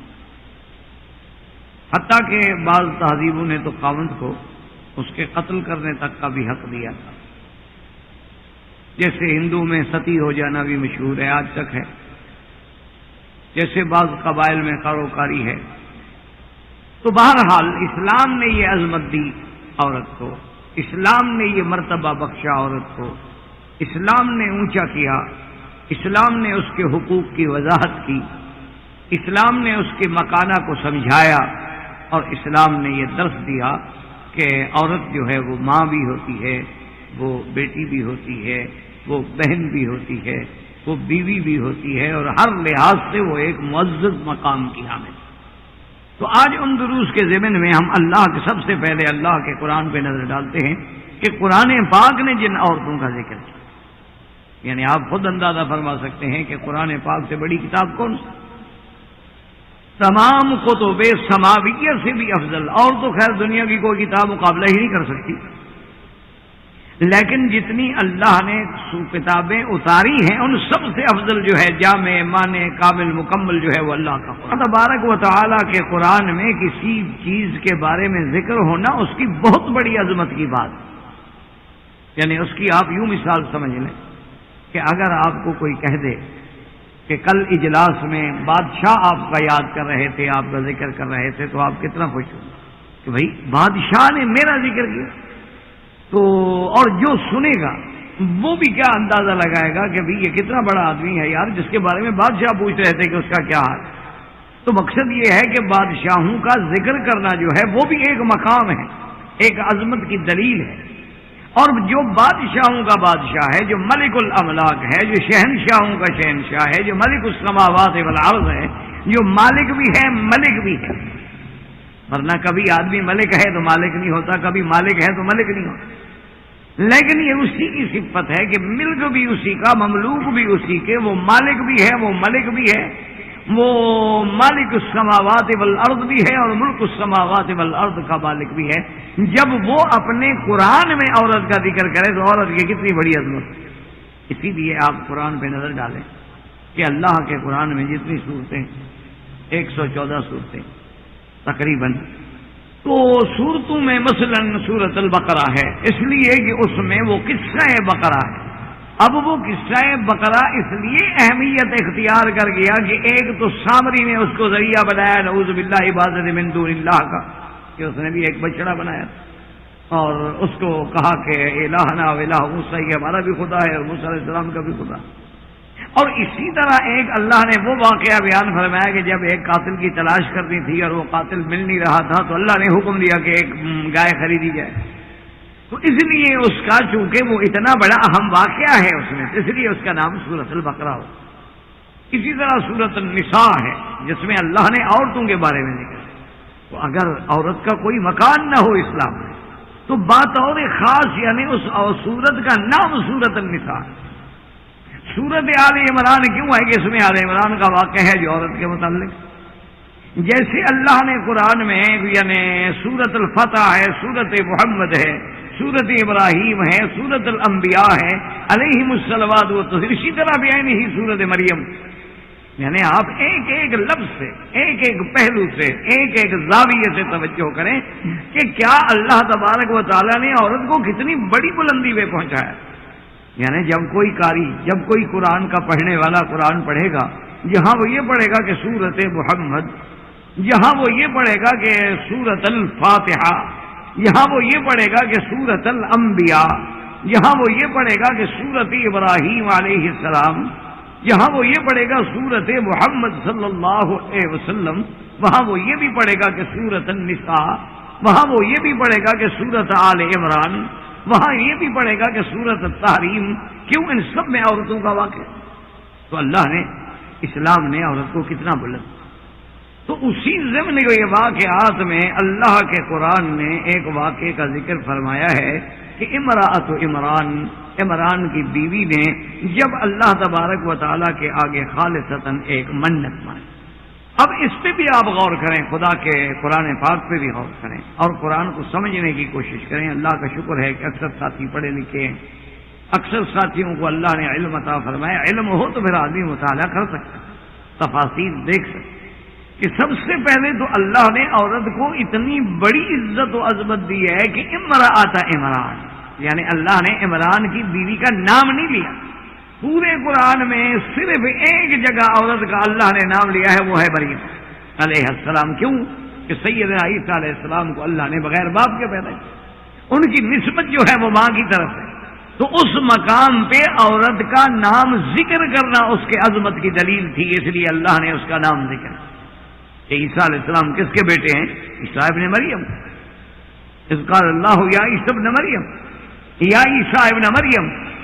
تو اللہ تبارک و تعالیٰ نے یعنی اندازہ کریں کہ صرف پورے قرآن میں صرف ایک جگہ، چونکہ اس جگہ اظہار اسم میں یعنی نام ظاہر کرنے میں عزت تھی، تو اللہ نے اس سورت کا نام بھی مریم اور بی بی مریم کا نام بھی لیا، اور بلکہ عیسیٰ علیہ السلام کے ساتھ ماں کا لازمہ لاحقہ ایسا ہو گیا کہ جب بھی آپ عیسیٰ علیہ السلام کا نام لیں گے تو کہیں گے عیسیٰ ابن مریم، مسیح ابن مریم، کیونکہ ورنہ مسیح جو ہیں تو دو ہیں دنیا میں، ایک مسیح ابن مریم اور ایک مسیح الدجال۔ تو اس لیے سیدنا عیسیٰ علیہ السلام کے ساتھ وہ لاحقہ ہو گیا، ورنہ قرآن کا اسلوب یہ ہے کہ وہ عورت کا نام نہیں لیتا قرآن، جیسے کہ یہاں اب آپ پڑھیں گے اذ قالت امرأۃ عمران، اللہ کہتا ہے امرأۃ عمران، وہ امرأة کون تھی؟ نام کیا تھا؟ نہیں تھا۔ اسی طرح دیکھیں اللہ فرماتے ہیں امرأۃ العزیز، سیدنا یوسف علیہ السلام کے قصے میں اللہ نے ذکر کیا ہے کہ عزیز کی بیوی، نام نہیں لیا، حالانکہ ساری تفصیل قرآن میں موجود ہے کہ بھئی راودت التی فی بیتہا عن نفسہ وغلقت الابواب، کہ اس نے بہلایا، اس نے پھسلایا، اس نے گھر میں بلایا، اس نے دروازے بند کیے، اس نے ڈورے ڈالے، یوسف علیہ السلام بچ نکلے، پھر اس نے اپنے خاوند کے سامنے انہیں ملزم کیا۔ بڑی تفصیل ذکر ہے کہ قرآن نے نام نہیں دیا، امرأۃ العزیز۔ اسی طرح آپ دیکھیں کہ سیدنا یوسف علیہ السلام کو جب رہائی کا پروانہ ملتا ہے، اللہ نے اسباب پیدا کر دیے، یوسف علیہ السلام کو حکم پہنچا کہ جی بادشاہ آپ کے انتظار میں ہیں اور آپ مہربانی کریں اور چلیں۔ اچھا، یہ بھی اللہ کی کوئی نرالی شان ہے، اللہ تبارک و تعالیٰ ویسے تو ہر ابتلا سے بچائے، ہر امتحان سے بچائے، کیونکہ ہم تو عاجز لوگ ہیں، ضعیف لوگ ہیں، امتحانوں کے متحمل ہی نہیں ہو سکتے، لیکن یہ ہے پرانی تاریخ کہ وہ کسی نے جیسے کہا تھا نا کہ یا تخت مقام آزادی کا یا تختہ مقام آزادی کا، آزادی کا مقام یہ دو ہوتے ہیں، یا جیل سے نکلے تو پھر تخت۔ اللہ کی شان، یہ اللہ کے فیصلے۔ کہ سیدنا یوسف علیہ السلام یا تو جیل میں بیٹھے ہیں اور جیل سے نکلے تو کہاں ہے؟ سیدھا تخت پہ محل میں۔ تو سیدنا یوسف علیہ السلام نے کہا کہ بھئی میں تو نہیں جاتا باہر، ما بال النسوۃ اللاتی قطعن ایدیہن ان ربی بکیدہن علیم۔ ان عورتوں سے پہلے پوچھے، وہ جو بات ہوئی تھی نا ہاتھ کاٹنے کی، وہ کیا ہوا؟ نام نہیں لیا۔ یوسف علیہ السلام نے یہ نہیں کہا کہ بھئی وہ عزیز کی بیوی سے پوچھو، انہیں جمع کے طور پہ نسوہ تو کہا لیکن نام نہیں لیا۔ اسی طرح جب بادشاہ نے تحقیق کی اور سارے حقائق کھل گئے، یوسف علیہ السلام کی پاک دامانی تو ثابت ہو گئی، اب وہ علم نشرہ ہو گئی، تو قالت امرأۃ العزیز انا راودته عن نفسه فاستعصم، اور دوسری جگہ قالت امرأۃ العزیز الآن حصحص الحق، تو امرأۃ العزیز یعنی آپ پورے قرآن پہ نظر ڈالیں، غور کریں قرآن میں، قرآن کو جب پڑھیں تو تھوڑا تدبر کیا کریں، ورنہ اللہ تو علام الغیوب ہیں، علیم بذات الصدور ہیں، اللہ کے آگے کون سا نام چھپا ہوا ہے کہ امراۃ عمران کا نام کیا ہے؟ کوئی چھپا ہوا نہیں ہے، اللہ تو جانتے ہیں۔ اچھا، بعض مفسرین نے روایات اسرائیلیہ سے نام ذکر بھی کر دیے ہیں، لیکن اللہ نے قرآن میں نام نہیں لیا۔ اس بات پہ غور کریں کہ اس میں حکمت کیا ہے۔ اب دیکھیں حضرت موسیٰ علیہ السلام ہیں، اللہ کے پیغمبر ہیں، بڑی شان ہے، لیکن قرآن کیا کہتا ہے؟ وَأَوْحَيْنَا إِلَىٰ أُمِّ مُوسَىٰ، ہم نے موسیٰ علیہ السلام کی اماں کی طرف وحی کی۔ شان کیا ہے کہ وحی آ رہی ہے، فرشتہ آ رہا ہے، خبر دینے کے لیے آ رہا ہے، لیکن نام نہیں لیا کہ موسیٰ علیہ السلام کی اماں کا نام کیا تھا۔ اسی طرح موسیٰ علیہ السلام کی والدہ نے جب آپ کو صندوق میں ڈال دیا اور صندوق دریاؤں کی لہروں کے حوالے ہو گئی تو قالت لأختہ قصیہ فبصرت به عن جنب وهم لا يشعرون۔ بی بی صاحبہ نے موسیٰ علیہ السلام کی بہن سے کہا، نام نہیں لیا۔ سارا قرآن آپ کھول لیں۔ وَضَرَبَ اللَّهُ مَثَلًا لِّلَّذِينَ آمَنُوا امْرَأَتَ نُوحٍ وَامْرَأَتَ لُوطٍ، اللہ نے کہا امرأۃ نوح، امرأۃ لوط، نوح علیہ السلام کی بیوی، لوط علیہ السلام کی بیوی، نام نہیں لیا۔ وَضَرَبَ اللَّهُ مَثَلًا لِّلَّذِينَ آمَنُوا امْرَأَتَ فِرْعَوْنَ، اللہ نے فرمایا امرأۃ فرعون، نام نہیں لیا۔ تو اس لیے اندازہ کریں، مفسرین کرام نے لکھا ہے کہ اللہ نے عورت کو اتنی بڑی عظمتوں سے نوازا ہے کہ گویا اس کے نام پر بھی ایک پردہ ہے۔ تعلیم دی ہے اپنے بندوں کو کہ دیکھو میں خالق ہوں، میں مالک ہوں، میری مخلوق ہے، لیکن میں بھی ان کو نام لے کے نہیں پکارتا، اس کو نام سے نہ پکارا کرو۔ اس کا نام بھی پردے میں رہے تاکہ کسی بدبخت کو سکنڈل بنانے کا موقع ہی نہ ملے۔ جب نام ہی معلوم نہیں تو کیا کہانی بنائے گا؟ اللہ نے اس کے نام پر بھی اس کی اتنی عزت و عظمت ہے، اتنی حفاظت کی ہے کہ اس کے نام پر بھی پہرا۔ اسی کو تو وہ لوگ کہہ دیتے ہیں نا جی او جی یہ تو پابندیاں ہیں، لیکن جب آپ تقابل کریں گے کہ اب اگر آپ ایک ہیرے کا ڈائمنڈ آپ کے پاس ہو قیمتی، آپ لاکروں میں جا کے محفوظ کرتے ہیں، اور اگر ایک بے قیمت انگوٹھی ہو تو آپ جہاں مرضی ہے پہنتے ہیں، رکھ دیتے ہیں، اٹھا لیتے ہیں۔ اگر آپ کے پاس آرٹیفیشل جیولری ہے تو آپ ہر وقت یوز کریں گے اور آپ کے بیڈ پہ پڑی ہوگی، سرانے پڑی ہوگی، آپ کے جناب الماریوں میں پڑی ہوگی، لیکن اس کے مقابلے پہ اگر وہ بالکل حقیقی ہے، جینین ہے، اور ایک ہی آپ کے پاس وہ پورا ڈائمنڈ کا سیٹ ہے تو وہ تو جناب بینک کے لاکر میں ہوگا۔ ایک چابی آپ کے پاس ہے، ایک بینک والوں کے پاس ہے، تو اس کی حفاظت کرنا بے وقوفی ہے، اس پر پابندی لگانے والی بات نہیں۔ اگر ہم ڈائمنڈ کو محفوظ کرتے ہیں تو آپ کہیں گے بڑے بے وقوف آدمی ہیں یار، اتنے گھر میں کمرے ہیں، لاکر میں رکھنے کی کیا ضرورت ہے اس کو؟ گھر میں کمرے ہیں، سیف ہے، صندوق ہے، چوکیدار ہے، تالا ہے، دروازہ ہے، یہ بڑا پاگل آدمی ہے، کام کا گیا، لا کر خریدا، پیسے بھر کے بینک میں رکھا ہوا، تو اس کو آپ بے وقوف کہیں گے یا کہیں گے یار یہ بڑا سمجھدار آدمی ہے کہ گھروں میں تو ڈکیٹیاں ہو جاتی ہیں، چوریاں ہو جاتی ہیں، نقصان ہو جاتے ہیں، اچھا ہے کہ بڑی محفوظ مقام پہ رکھا ہے، کم از کم قیمتی چیز محفوظ ہو رہے، یہ تو نوادرات ہیں، یہ تو روز نہیں ملتے ہیں۔ تو اب ایک آدمی کی منطق ہی الٹی ہو جائے، ایک آدمی کو جناب ہر چیز اسلام کی الٹی نظر آئے تو اس کا تو کوئی علاج نہیں۔ اسی طرح ایک دفعہ اتفاق سے میں شاید نیو جرسی میں تھا یا ہیوسٹن میں تھا، اللہ عالم، بہرحال ایک پلازے میں ہم گئے، کچھ چیزیں خریدنی تھی، تو وہ تھک گئے تو میں ایک بینچ پہ بیٹھ گیا۔ میں نے ساتھیوں سے کہا کہ آپ گھوم لیں، میں تھک گیا ہوں، میں یہاں بیٹھا ہوں انتظار کرتا ہوں، جب سب فارغ ہو جاؤ مجھے آ کر لے لینا۔ انہوں نے کہا جی، اور اتنے میں آدمی آ گیا، وہ بیچارہ اللہ عالم یعنی عیسائی تھا، یہودی تھا، اللہ عالم، کیونکہ اب لباس سے تو پہچانا نہیں جاتا نا۔ آج کل تو خیر لباس ایسا ہے کہ مسلمان بھی نہیں پہچانا جاتا، تو ہم ان کو کیسے پہچان لیتے؟ آج کل تو لباس کے معاملے میں ہم بھی اتنے ایڈوانس ہو گئے ہیں کہ باہر جائیں تو اللہ کا فضل ہے کوئی پتہ نہیں لگتا، بلکہ اب تو یہ بھی مصیبت ہو گئی، نہ ہی کا پتہ لگتا ہے نہ شی کا پتہ لگتا ہے، ایک اور بھی پرابلم ہو گئی ہے۔ تو بہرحال وہ آگے میرے ساتھ بیٹھ گیا، اس نے دیکھا کہ بھئی یہ داڑھی ہے اور ہم دور سے پہچانے جاتے ہیں، انہوں نے کہا جی آپ مسلمان؟ ہاں ٹھیک مسلمان ہوئی۔ وہ خیر بیٹھ گیا، کہنے لگا جی اسلام میں اور پر بڑی پابندی۔ میں نے کہا جی کیا پابندی؟ میں نے کہا یار مجھے بتاؤ کہ عورت پہ کیا پابندی؟ دیکھو نا جی عورت ہے وہ باہر نہ نکلے، اور عورت ہے وہ اپنا فرینڈ نہ بنائے، وہ اپنی مرضی سے شادی نہ کرے، ولی الامر ہونا چاہیے، اور اس کا جب تک ولی الامر راضی نہ ہو تو اس کا نکاح نہیں ہو سکتا ہے۔ تو اس قدر کی پابندیاں بھی، عورت بھی تو ایک انسان ہے، اسلام اتنا اس کو کیوں قید و بند میں رکھتا ہے؟ میں نے کہا جی بات یہ ہے کہ آپ ماشاءاللہ کافی پڑھے لکھے آدمی معلوم ہوتے ہیں، اور اسلام کی پابندیاں بھی آپ کو نظر آ گئی۔ میں نے کہا آپ کے ہاں بھی کوئی پابندی ہے کہ 18 سال سے پہلے لڑکی کچھ نہیں کر سکتی؟ کوئی پابندی ہے ایسی؟ 18 سال جب عمر ہو جائے پھر تو ٹھیک ہے جو مرضی کرے، لیکن جب تک وہ 18 سال تک نہ پہنچے اس وقت تک وہ کچھ نہیں کر سکتی۔ یہ پابندی آپ نے کیوں لگا دی؟ یعنی 18 سال تک وہ پاگل تھی؟ وہ تو 18 سال تک یونیورسٹی سے پڑھ کے BA کر گریجویشن کر کے آ جاتی ہے، تو اس وقت تک آپ نے پابندی کیوں لگائی؟ اس کی وجہ کیا ہے؟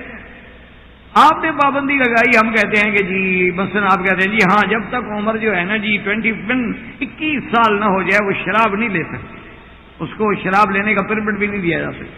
وہ اگر شراب لے اور کوئی اس کو شراب بیچے تو مجرم ہے، وہ پکڑا جائے گا۔ میں نے کہا یہ پابندی آپ کے قانون میں ہے؟ کہتے ہیں ہاں جی یہ تو ہے۔ تو میں نے کہا جو پابندی آپ 18 سال تک لگاتے ہیں، اسلام ذرا لمبی کر کے ساری زندگی کے لیے لگا دے۔ پابندی تو آپ بھی لگا رہے ہیں، پھر اسلام پہ کیا غصہ ہے؟ اسلام کہتا ہے کہ شراب حرام ہے، تم صرف کہتے ہو 21 سال تک حرام ہے، آگے جا کے حلال ہے۔ پابندی تو بیوقوف آدمی تم بھی لگا رہے ہو۔ تو اسلام نے کوئی نئی پابندی تو نہیں لگا دی، اور پھر تم نے 18 سال کے بعد اگر اس کو آزادی دی ہے تو ساتھ اس کو حقوق بھی کوئی نہیں دیے، دفع ہو گھر سے، جہاں جائے مرضی آئے، جائے اپنے فرینڈ کے پاس جائے، کھائے پیے بنے۔ وہ اسلام نے تو اس کو آزادی بھی دی ہے، جہاں پابندی لگائی ہے وہاں اس کا تحفظ کا اہتمام بھی کیا ہے۔ تو خیر جب بیٹھ کے کافی دیر، چونکہ مجھے انگریزی نہ آئے، اس کو اردو نہ آئے، پھر بڑی مشکل سے ہم نے ایک آدمی کو بلا کے ترجمان بنایا، تو آہستہ آہستہ وہ باتیں چلتی، لیکن وہ مزہ تو آدمی کو نہیں آتا جو اپنی زبان سمجھا سکنے میں مزہ آتا ہے۔ لاکھ آپ ترجمہ کریں، ترجمے میں تو بڑے فرق پڑ جاتا ہے۔ بہرحال کافی دیر کے بعد کہا، میں نے کہا یار کمال یہ ہے کہ تمہارے ملک والے ہم سے مطالبہ کرتے ہیں کہ ٹریفک کے قانون کی بھی خلاف ورزی نہ کرو، کہ وہاں بھی آپ نے 3 لائٹیں لگا دی ہیں کہ اگر گرین ہوگی تو ہم چلیں گے اور ریڈ ہوگی تو رک جائیں گے۔ تمہارا ٹریفک توڑیں تو مجرم ہیں، اور اللہ کے قانون توڑیں تو کوئی حرج نہیں۔ تمہارے ٹریفک کے قوانین توڑنے سے گاڑی ٹوٹ جائے گی، ایکسیڈنٹ ہو جائے گا، اللہ کا قانون توڑو گے تو نظام عالم درہم برہم ہو جائے گا۔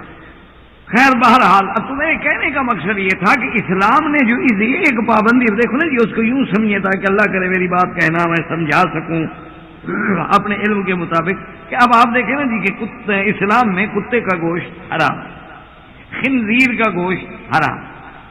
اچھا اسلام میں انسان کا گوشت بھی حرام۔ تو اب اس کا مطلب کیا ہوا کہ اسلام نے نعوذ باللہ نے انسان کو کتے اور خنزیر کی لسٹ میں شامل کر دیا، کیونکہ وہ بھی حرام اور یہ بھی حرام۔ کہ بھئی اگر کتے کا گوشت کھایا جائے، اسلام کہتا ہے حرام نجس العین ہے، جو کسی شکل میں پاک ہو نہیں سکتا، اور اس کا ہر جزو جو ہے وہ ناپاک۔ خنزیر نجس العین ہے، یعنی حتیٰ کہ اس کا کوئی چمڑا کوئی کھال کچھ بھی نہیں ہو سکتا، چلو بات، لیکن انسان بھی حرام ہے۔ تو اب ایک آدمی کہے کہ جناب اللہ نے اچھی بات ہے کہ ہم انسانوں کو جو ہے وہ جناب اپنے خنزیر اور کتے کے ساتھ ملا دیا، کہ بلکہ اگلے دن میں ایک رسالے میں پڑھ رہا تھا ایک آدمی کی بڑی فریاد، وہ کہنے لگا کہ میں تو اب کافی دنوں سے دعا مانگ رہا ہوں کہ اللہ میاں مجھے بلی بنا دیتے، اللہ میاں مجھے کتا بنا دیتے، اللہ میاں مجھے خرگوش بنا دیتے، کیونکہ اگر میں بلی کتا خرگوش ہوتا کم سے کم مجھ پہ بم تو نہ مارے جاتے، کم سے کم، کیونکہ وہاں جانوروں پر تو رحم کیا جاتا ہے، انسانوں پہ رحم نہیں کیا جاتا۔ یہ فلسفہ سمجھائیں آپ، یعنی ایک جانور ہے چڑیا گھر میں ہے، وہ زخمی ہو گیا ہے، اس کے لیے ڈاکٹر جا رہے ہیں، دوائیں جا رہی ہیں، انجیکشن جا رہے ہیں، اور انسانوں کو ریزہ کیا جا رہا ہے، خون سے ہولی کھیلی جا رہی ہے، نہ بچے کی تمیز ہے، نہ عورت کی تمیز ہے، نہ اپنے کی تمیز ہے، نہ پرائے کی تمیز ہے، بلکہ جو بھی سامنے آیا بس مار دو، چلو فرینڈ ہے تو فرینڈلی کر کے ہم سوری کہہ لیں گے، لیکن ہوش نہیں۔ لیکن وہ سب سے پہلے اپیل یہ آ رہی ہے جی وہاں جو ایک چڑیا گھر ہے، وہاں جہاں جانور رہتے ہیں اس کا خاص خیال رکھا جائے، وہاں نہیں بمباری ہونی چاہیے، کتے اور بلیوں کا تحفظ بہت ضروری ہے۔ تو انہوں نے کہا کہ اللہ میاں میں یہی دعا کر رہا ہوں کافی دنوں سے کہ میں خرگوش بن جاتا، کوئی چوہا بن جاتا، کوئی بلی بن جاتا، کوئی کتا بن جاتا، تو کم از کم آنے والے دنوں میں بمبارمنٹ سے تو بچ جاتا۔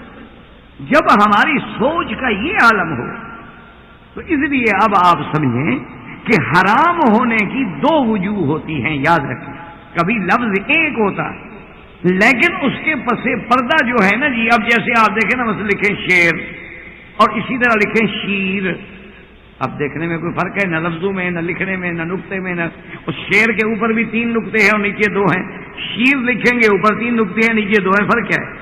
شکل تو ایک جیسی ہے، لکھا بھی ایک جیسا ہے، حرف بھی ایک جیسے ہیں، لیکن فرق تو دونوں کا تب پتہ چلے گا جب آپ شیر کے سامنے جنگل میں کھڑے ہوں۔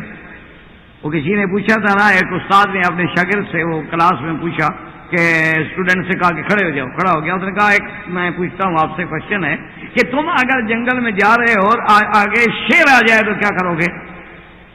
تو اس نے کہا سر کیا کہہ رہے ہیں، پھر تو وہ سب کچھ کرے گا، میں کیا کروں گا؟ انہوں نے کہا حضرت پھر میں نے کیا کرنا ہے، جو کچھ کرنا ہے اسی نے کرنا ہے۔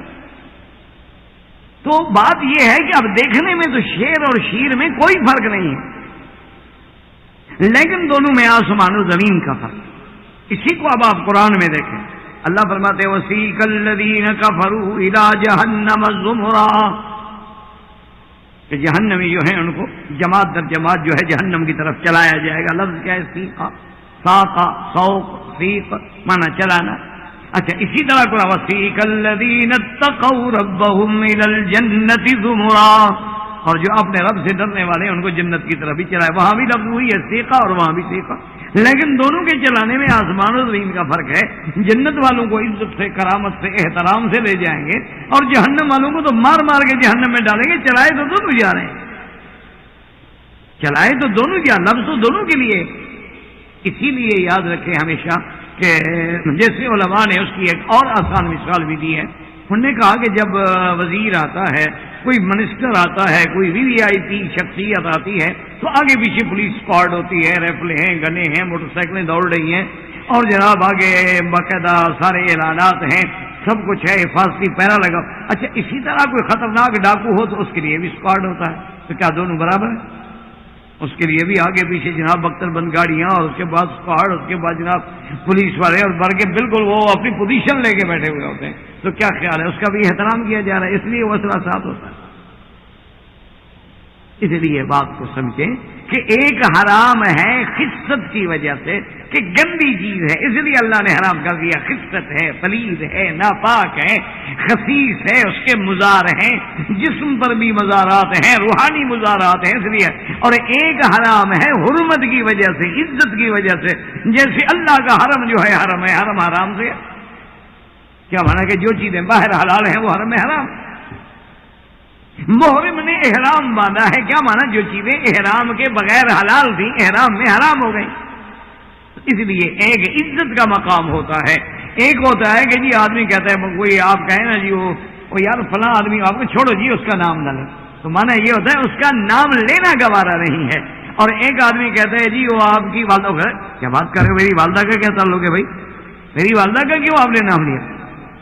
اس لیے اندازہ کریں کہ اسلام نے تو عورت کو اتنی عزت بخشی ہے، اتنی عظمت بخشی ہے کہ اپنے گھر میں بھی بلاؤ تو کہو یا بن فلاں کی بیٹی، یا ام فلان، یا ام سرف، یا ام فلان، یا ام فلان، یا ام، دیکھا نہیں آپ ام بکر، ام فلان، ام عبداللہ، ام ترک، عربوں میں آپ دیکھیں گے ماں جو ہے بیٹے کے نسبت سے پکاری جائے گی اس کے حوالے سے۔ تو اسلام نے یہ عزت دی عورت کو کہ نام نہیں دیا۔ اسلام نے کہا کہ ہاں کوئی ضرورت ہے، مجبوری ہے، جیسے محدثین نے ایک روایت کرنی ہے، حدیث بیان کرنی ہے تو مجبوری ہے۔ جب تک راویہ کا نام نہیں لیں گے تو کیسے پتہ چلے گا کہ حدیث کس نے سنائی ہے؟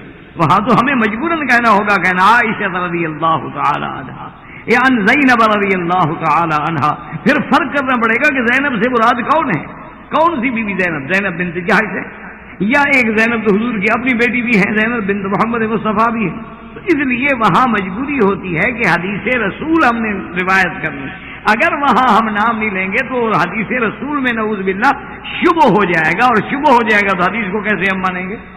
اس لیے ہمیشہ یاد رکھیں کہ اللہ نے کتنی بڑی عزت بخشی ہے کہ اللہ نے قرآن میں نام نہیں لیا، فرمایا اذ قالت امرأۃ عمران رب انی نذرت لک ما فی بطنی محررا، اور پھر اللہ نے پورا واقعہ بیان کیا ہے، پوری شان بیان کی ہے کہ اس بی بی نے منت مانی۔ اس سے یہ بھی ثابت ہو گیا ہمارے لیے مسئلہ بھی کہ منت جائز ہے، لیکن منت اللہ کے لیے ہو، غیر اللہ کے لیے بس۔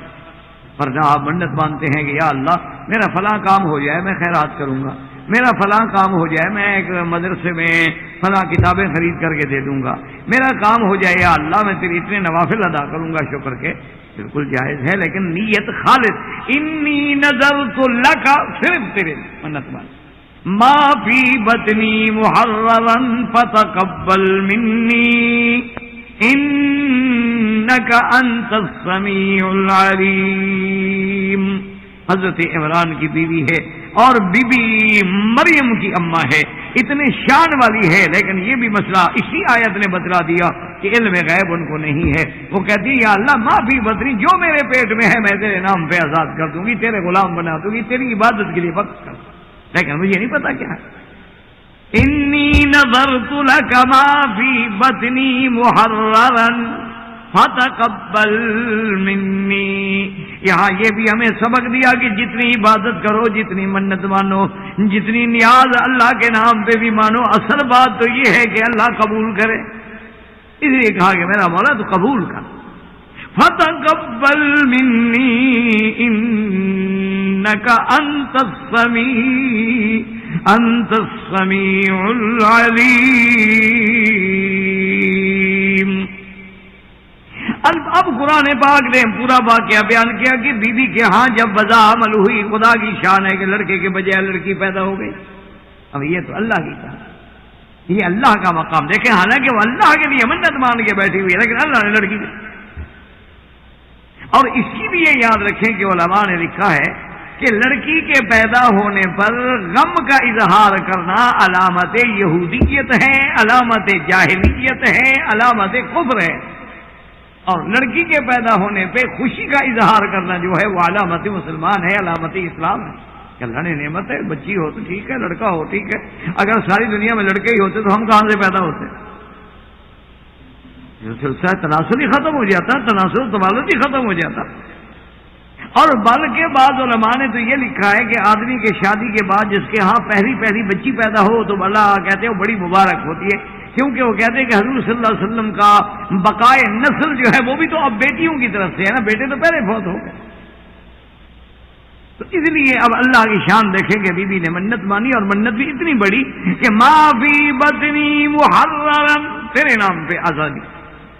اب جناب بچی پیدا ہو گئی، جب بچی پیدا ہوئی تو بی بی صاحبہ بیٹھی ہیں اور اللہ کے آگے درخواست کر رہی ہیں کہ مولا آپ جانتے ہیں کہ بچی پیدا ہوئی، اور میرا مولا اب یہ بھی جانتے ہیں کہ بہرحال جو بات مرد اور عورت میں ہے، جو بات مرد میں ہے وہ عورت میں نہیں ہو سکتی، کیونکہ میں نے تیرے گھر کی آزادی کے لیے منت مانی تھی۔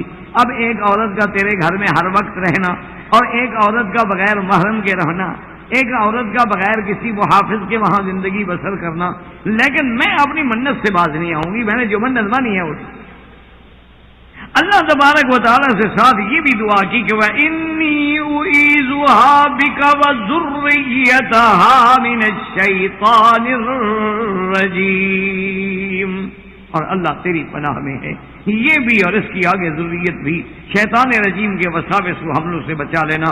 اب جناب اللہ تبارک و تعالیٰ نے اس بی بی کو، اس بچی کو قبول فرما لیا۔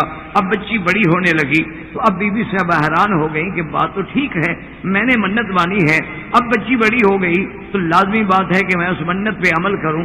آپ ان کو لے کے آئیں تو اس وقت حضرت زکریا علیہ السلام اللہ کے نبی ہیں، اور حضرت زکریا علیہ السلام جو ہیں وہ رشتہ بھی ہے بی بی مریم۔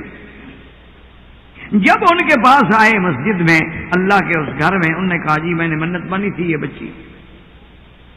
اب حضرت زکریا علیہ السلام بھی اللہ کے نبی ہیں، انہوں نے کہا تم نے منت مانی تھی تو ٹھیک۔ اب مسئلہ پیدا ہو گیا کہ جناب اب چونکہ اتنے شان والی بچی ہے کہ سارے جو اس وقت مسجد میں، مدرسے میں، لیکن انبیاء کی صحبت میں رہنے والے کون ہوں گے؟ صحابہ۔ تو حضرت زکریا کے صحابہ ہوں گے رضوان اللہ علیہم اجمعین، وہ ان کے اصحاب ہوں گے، یعنی اس درجے کے لوگ ہیں، اور سب کے سب ٹوٹ پڑے۔ انہوں نے کہا جی اس بچی کی تو میں کفالت کروں، انہوں نے کہا اس بچی کی تو میں کفالت کروں، انہوں نے کہا اس بچی کی تو میں کفالت کروں۔ نعوذ باللہ، اگر اسلام میں، اگر دین میں، دین انبیاء میں عورت کے مقام کا کوئی نعوذ باللہ حقیر پہلو ہوتا، کسی کو کیا کہتے ہیں اپنی لے جاؤ، ایک بچی کو لے کے آ گئی ہیں اور کہتی ہیں جناب اس کو مسجد میں رکھ لیں، میں نے منت مانی تھی، کیوں ہم تمہاری بچی کی لے جاؤ تم۔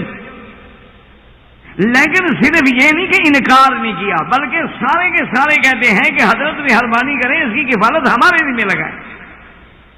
اب حضرت زکریا علیہ السلام نے دیکھا کہ یہ تو بڑی مشکل شکل ہو گئی، یہ تو سارے مطالبہ کر رہے ہیں کہ بی بی مریم کی کفالت ہم کریں گے۔ انہوں نے کہا اچھا بھائی ایک فیصلہ کریں، جب کسی بات میں جھگڑا ہو جائے تو فیصلہ ہوتا ہے قرآن اندازی کرنا، جس کے نام اللہ قرآن نکالنے وہ جھگڑا ختم۔ سب کے سب راضی ہو گئے۔ انہوں نے کہا کہ ٹھیک ہے جی ہم قرے پہ راضی ہیں۔ اچھا اب اندازہ کرو جناب قرا کیسے نکالا جا رہا ہے، وہ ہمارا قرا تو نہیں تھا نا، وہ تو پیغمبر کا قرا تھا نا۔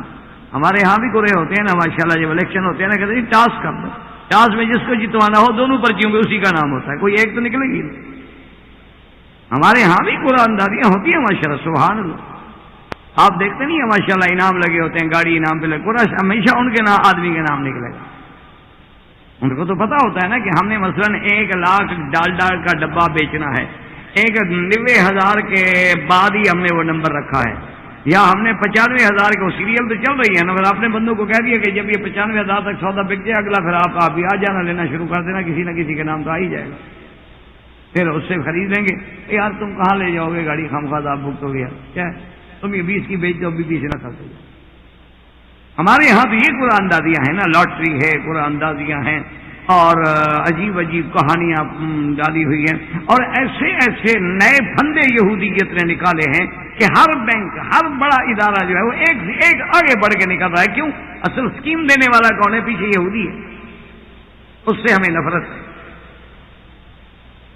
بھائی نفرت ہے تو سیدھی بات کرو۔ شاہ جی رحمۃ اللہ علیہ کا ایک لطیفہ ہے کہ ایک دفعہ ایک وزیر صاحب جو آئے نا جی کسی گرلز کالج کا افتتاح کرنے کے لیے، تو وہاں کیونکہ انہوں نے تقریر بھی فرمانی تھی اور بڑے لوگ بھی آئے ہوئے تھے سارے علاقے کے، اس میں مولوی بھی تھے اور بھی تھے، تو اب جناب اس وزیر صاحب نے لوگوں پر روب ڈالنے کے لیے کہ بھی یہ بڑا پڑھا لکھا آدمی ہے، تو اس نے کہا کہ طلب العلم فریضۃ علی کل مسلم و مسلمۃ، کہ حدیث ہے رسول اللہ کی کہ علم حاصل کرنا جو ہے یہ فرض ہے، ہر مسلمان مرد ہو یا عورت۔ یہ حدیث پڑھی تو شاہ جی کو کسی نے وہ ٹیپ سنائی وزیر صاحب کی، تو شاہ جی کا رات کو وہیں جلسہ تھا، شاہ جی نے کہا کہ وزیر صاحب اپنے باپ کی بولی بولو، میرے نانے کی بولی سے نہ بولا کرو، اور جنہوں نے تمہیں وزیر بنایا ہے تم اپنے باپ کی بولی بولو جو تمہارے روحانی باپ ہیں۔ یہ تم ان کا لگا رکھا ہے تم نے، اتنا بھی تمہیں پتا نہیں کہ اللہ کل مسلم و مسلمۃ، اللہ کیا کرتا ہے، کل کیا کرتا ہے، مضاف کیا ہے، مضاف الیہ کیا ہے، تمہیں جار مجرور اور مرفوع کا پتہ بھی نہیں، تو پھر میرے نانے کی بولی کو تو خراب نہ کرو نا۔ حدیث پڑھنا نہیں آتا تو یہ من تم تو نہ کرو۔ کتنے لوگ اذان دیں گے اشہد ان محمد رسول اللہ، اس بیچارے کو یہ پتہ نہیں کہ پیچھے انا لگا ہوا ہے، یہاں تو جمع ہو ہی نہیں سکتا، یہاں تو لازماً ان محمد رسول اللہ کہنا، اس کو نہیں پتا اشہد ان محمد رسول اللہ، لیکن اذان بھی نہیں چھوڑتے، یعنی اذان بھی لازم دینی، الاٹمنٹ ہو جاتی ہے نا۔ مجھے لوگ کہتے ہیں نا جی وہ آج کل جھگڑے ہوتے ہیں نا جی وہ جی فلانا چیئرمین ہی نہیں چھوڑ رہا ہے، یہاں تو مولوی سے کہو مسجد چھوڑ کے دکھا، جس دن تم مولوی سے مسجد چھوڑوا دو گے نا چیئرمین کو میں ہٹوا دوں۔ یار اللہ کے بندے، ایک آدھ مولوی مسجد نہیں چھوڑتا، مؤذن بیچارہ اپنا مینار نہیں چھوڑتا، تم کہتے ہو یہ بیچارے چیئرمین اور تھانے داریاں اور وزارتیں چھوڑ دیں، کل کی بات کرو۔ تو بہرحال جی کہنے کا مقصد یہ ہے کہ اب سب آئے، اب یہ ہے پیغمبر کا قرآن، اللہ نے قرآن میں ذکر کیا کہ وما كنت لديهم اذ يلقون اقلامهم ايهم يكفل مريم، اللہ نے فرمایا میرے مدنی محمد مصطفیٰ آپ اس وقت وہاں موجود نہیں تھے جب قرآن اندازی ہو رہی تھی کہ کون کفالت کرے بی بی مریم کی، اور وہ پتہ ہے قرآن کیا تھا؟ مفسرین نے لکھا کہ حضرت زکریا نے حکم دیا کہ کانے لے آؤ، یہ جس کی ہم قلم بنا کے لکھتے تھے بچپن میں، آج کل تو خیر پین آ گئے، آج کل تو نئی نئی چیزیں ایجاد ہو گئی ہیں، تو اب تو بہرحال ایسا دور آ گیا نا جی، کمپیوٹر آ گئے، پھر اس سے لکھائی شروع ہو گئی، اب تو اور ترقی ہو گئی ہے کہ آپ بولتے جائیں وہ خود بخود لکھتے جائیں، اب تو آپ کو ہاتھ چلانے کی بھی ضرورت نہیں پڑے گی، آپ صرف بولتے رہیں، آپ بولتے رہیں ٹائپ ہوتی جائے گی، خود بخود جو ہے وہ لکھا جائے گا۔ تو بہرحال حضرت زکریا علیہ السلام نے ارشاد فرمایا، باہری تشریف لے کے بات کر لینا، اللہ تبارک و تعالیٰ عقل عطا فرمائے نا، عید مستہ ہے، عقل ہو تو مسجد میں کیوں آتا بیچارہ؟ ہاں جی، عقل ہوتا تو مسجد میں غریب کیوں آتا ہے؟ اس وقت کہیں ڈنر پہ بیٹھا ہوتا، کسی کلب میں ہوتا، کسی 5 اسٹار ہوٹل میں ہوتا. ہمارے پاس وہی آتے ہیں جو عقل سے بھی پیدل ہوں اور جیب سے بھی خالی ہوں. حضرت شاہ جی رحمۃ اللہ علیہ ہمیشہ فرمایا کرتے تھے، کہتے ہیں مکی صاحب ہمارے دوست بن ہی ہو سکتے ہیں جو عقل سے مفلس ہو اور جیب سے خالی. اگر جیب میں پیسے ہیں تو ہمارے پاس کیوں آئے گا؟ اگر اس کو عقل ہے تو یہاں کیا کرنے آئے گا؟ دال کھانے آئے گا مولویوں کے پاس. تو بہرحال یہ ہے کہ اب جناب قرآن یہ کہتا ہے کہ قرآن میں مدنی وہ کیا منظر ہے، اللہ بتا رہے ہیں حضور کو کہ جب وہ قلم ڈال رہے تھے حضرت زکریا علیہ السلام نے فرمایا کہ ایسا کرو قلمیں، اور ہر قلم پہ نام لکھ دیتے ہیں، ہر قلم پر نام لکھ دیتے ہیں، فلاں کا فلاں کا فلاں کا فلاں کا فلاں. اچھا جی پھر کیا ہوگا؟ انہوں نے کہا بھئی یہ قلم جو ہے سارے کے سارے اکٹھے کر کے پانی میں نہر میں ڈال دیتے ہیں. جی نہر میں قلم ڈال دیں گے تو پھر کیا ہوگا؟ انہوں نے کہا جو قلم جو ہے نا پانی بہ رہا ہے مشرق سے مغرب کی طرف، لیکن جو قلم مشرق سے مغرب کی طرف یعنی مغرب سے مشرق الٹا چلنا شروع ہو جائے اوپر، وہ صرف بی بی مریم کی کفالت کرے گا. بھائی پانی کا بہاؤ جب نیچے ہے تو قلم تو سارے نیچے جائیں گے، قلم اوپر کیوں جائے گا؟ انہوں نے کہا بس یہ قرآن اندازی ہوگی کہ قلم پہ نام لکھ دیتے ہیں، حضرت نام لکھ کے جب پانی میں ڈال دیں گے تو مٹ جائے گا. پانی تو دھو ڈالتا ہے نا، پانی میں جو نام لکھ کے ڈال دو، لیکن اللہ تبارک و تعالیٰ چاہے اب لکھنے والا پیغمبر ہو تو پانی پہ لکھ دے، لکھنے والا عمر ہو تو لکھا نہیں، دریاؤں کو خط لکھ دیے دریا پڑھتے. اگر حضرت عمر کا لکھا ہوا دریا پڑھ سکتا ہے تو پھر حضرت زکریا کا لکھا ہوا بھی توڑ سکتا ہے.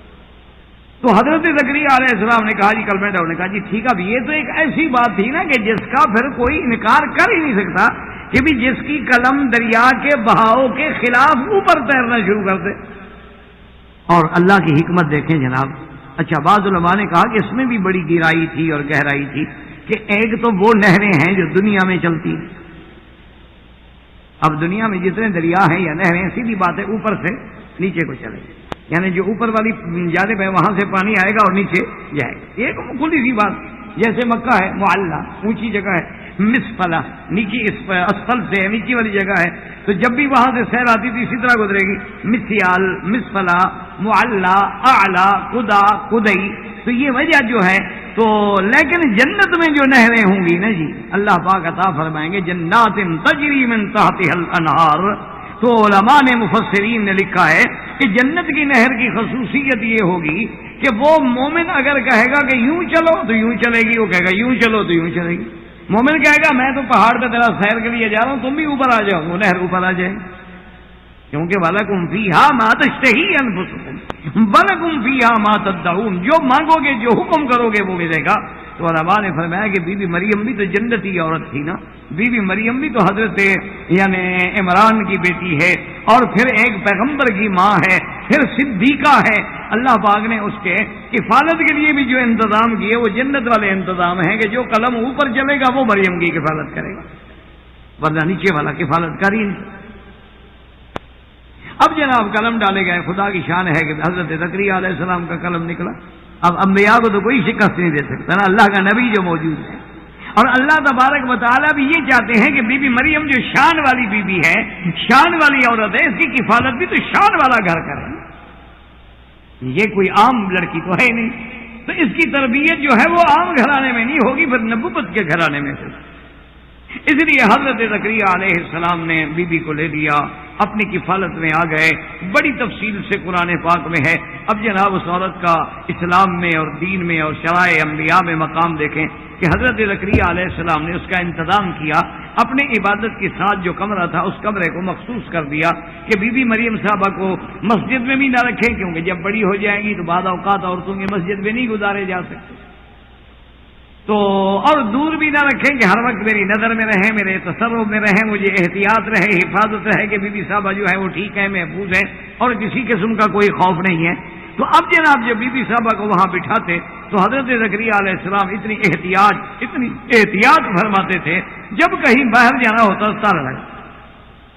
اب دیکھو نا جی ایک الٹی سوچ ہوتی ہے کہ دیکھو جی آدمی گھر کو تالا لگا دے، اندر عورت ہے تمہاری قیدی ہے وہ، تو تم قیمتی چیزیں یہاں رکھتے ہو کمرے میں، وہاں تالا لگاتے ہو. وہ کیوں تالا لگاتے ہو؟ وہ کوئی کام کھا تالا لگا تو کھلا چھوڑ دو دروازہ، بلکہ چابی جب جاؤ تو گھر کے باہر لٹکا کے چلے جاؤ. تم نے اچھی گاڑی خریدی ہو تو ایک تو گیراج کا تالا ہو، ایک تیری گاڑی کا تالا ہو، ایک اسپیشل لاک ہو، اور اس کے بعد ایک چور سوئچ ہو جس کا صرف تمہیں پتا ہو گاڑی کے لیے اتنا حفاظت ہے، عورت تمہارے نزدیک اتنی بے قیمت ہے۔ منفی سوچ سے کیوں سوچا جاتا ہے؟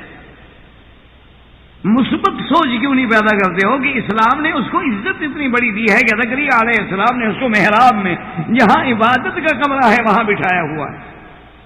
اچھا، خدا کی شان ہے کہ زکریا علیہ السلام، اللہ کا قرآن فرماتا ہے کلما دخل علیہا زکریا المحراب وجد عندها رزقا قال یا مریم انا لك هذا قالت هو من عند اللہ ان اللہ یرزق من یشاء بغیر حساب۔ اللہ تبارک و تعالیٰ کی شان دیکھیں کہ جب حضرت زکریا علیہ السلام آئے اور جب بھی حضرت داخل ہوتے کب وجد عندها رزقا، یہاں لفظ ہے رزق، اس لیے ہمیشہ یاد رکھیں کہ لفظ رزق جو ہے یہ عام ہوتا ہے، صرف اس سے مراد پھل نہیں ہوتی۔ جیسے اللہ تبارک و تعالیٰ کے پیغمبر ابراہیم علیہ السلام نے دعا کی تھی وَارْزُقْهُم مِّنَ الثَّمَرَاتِ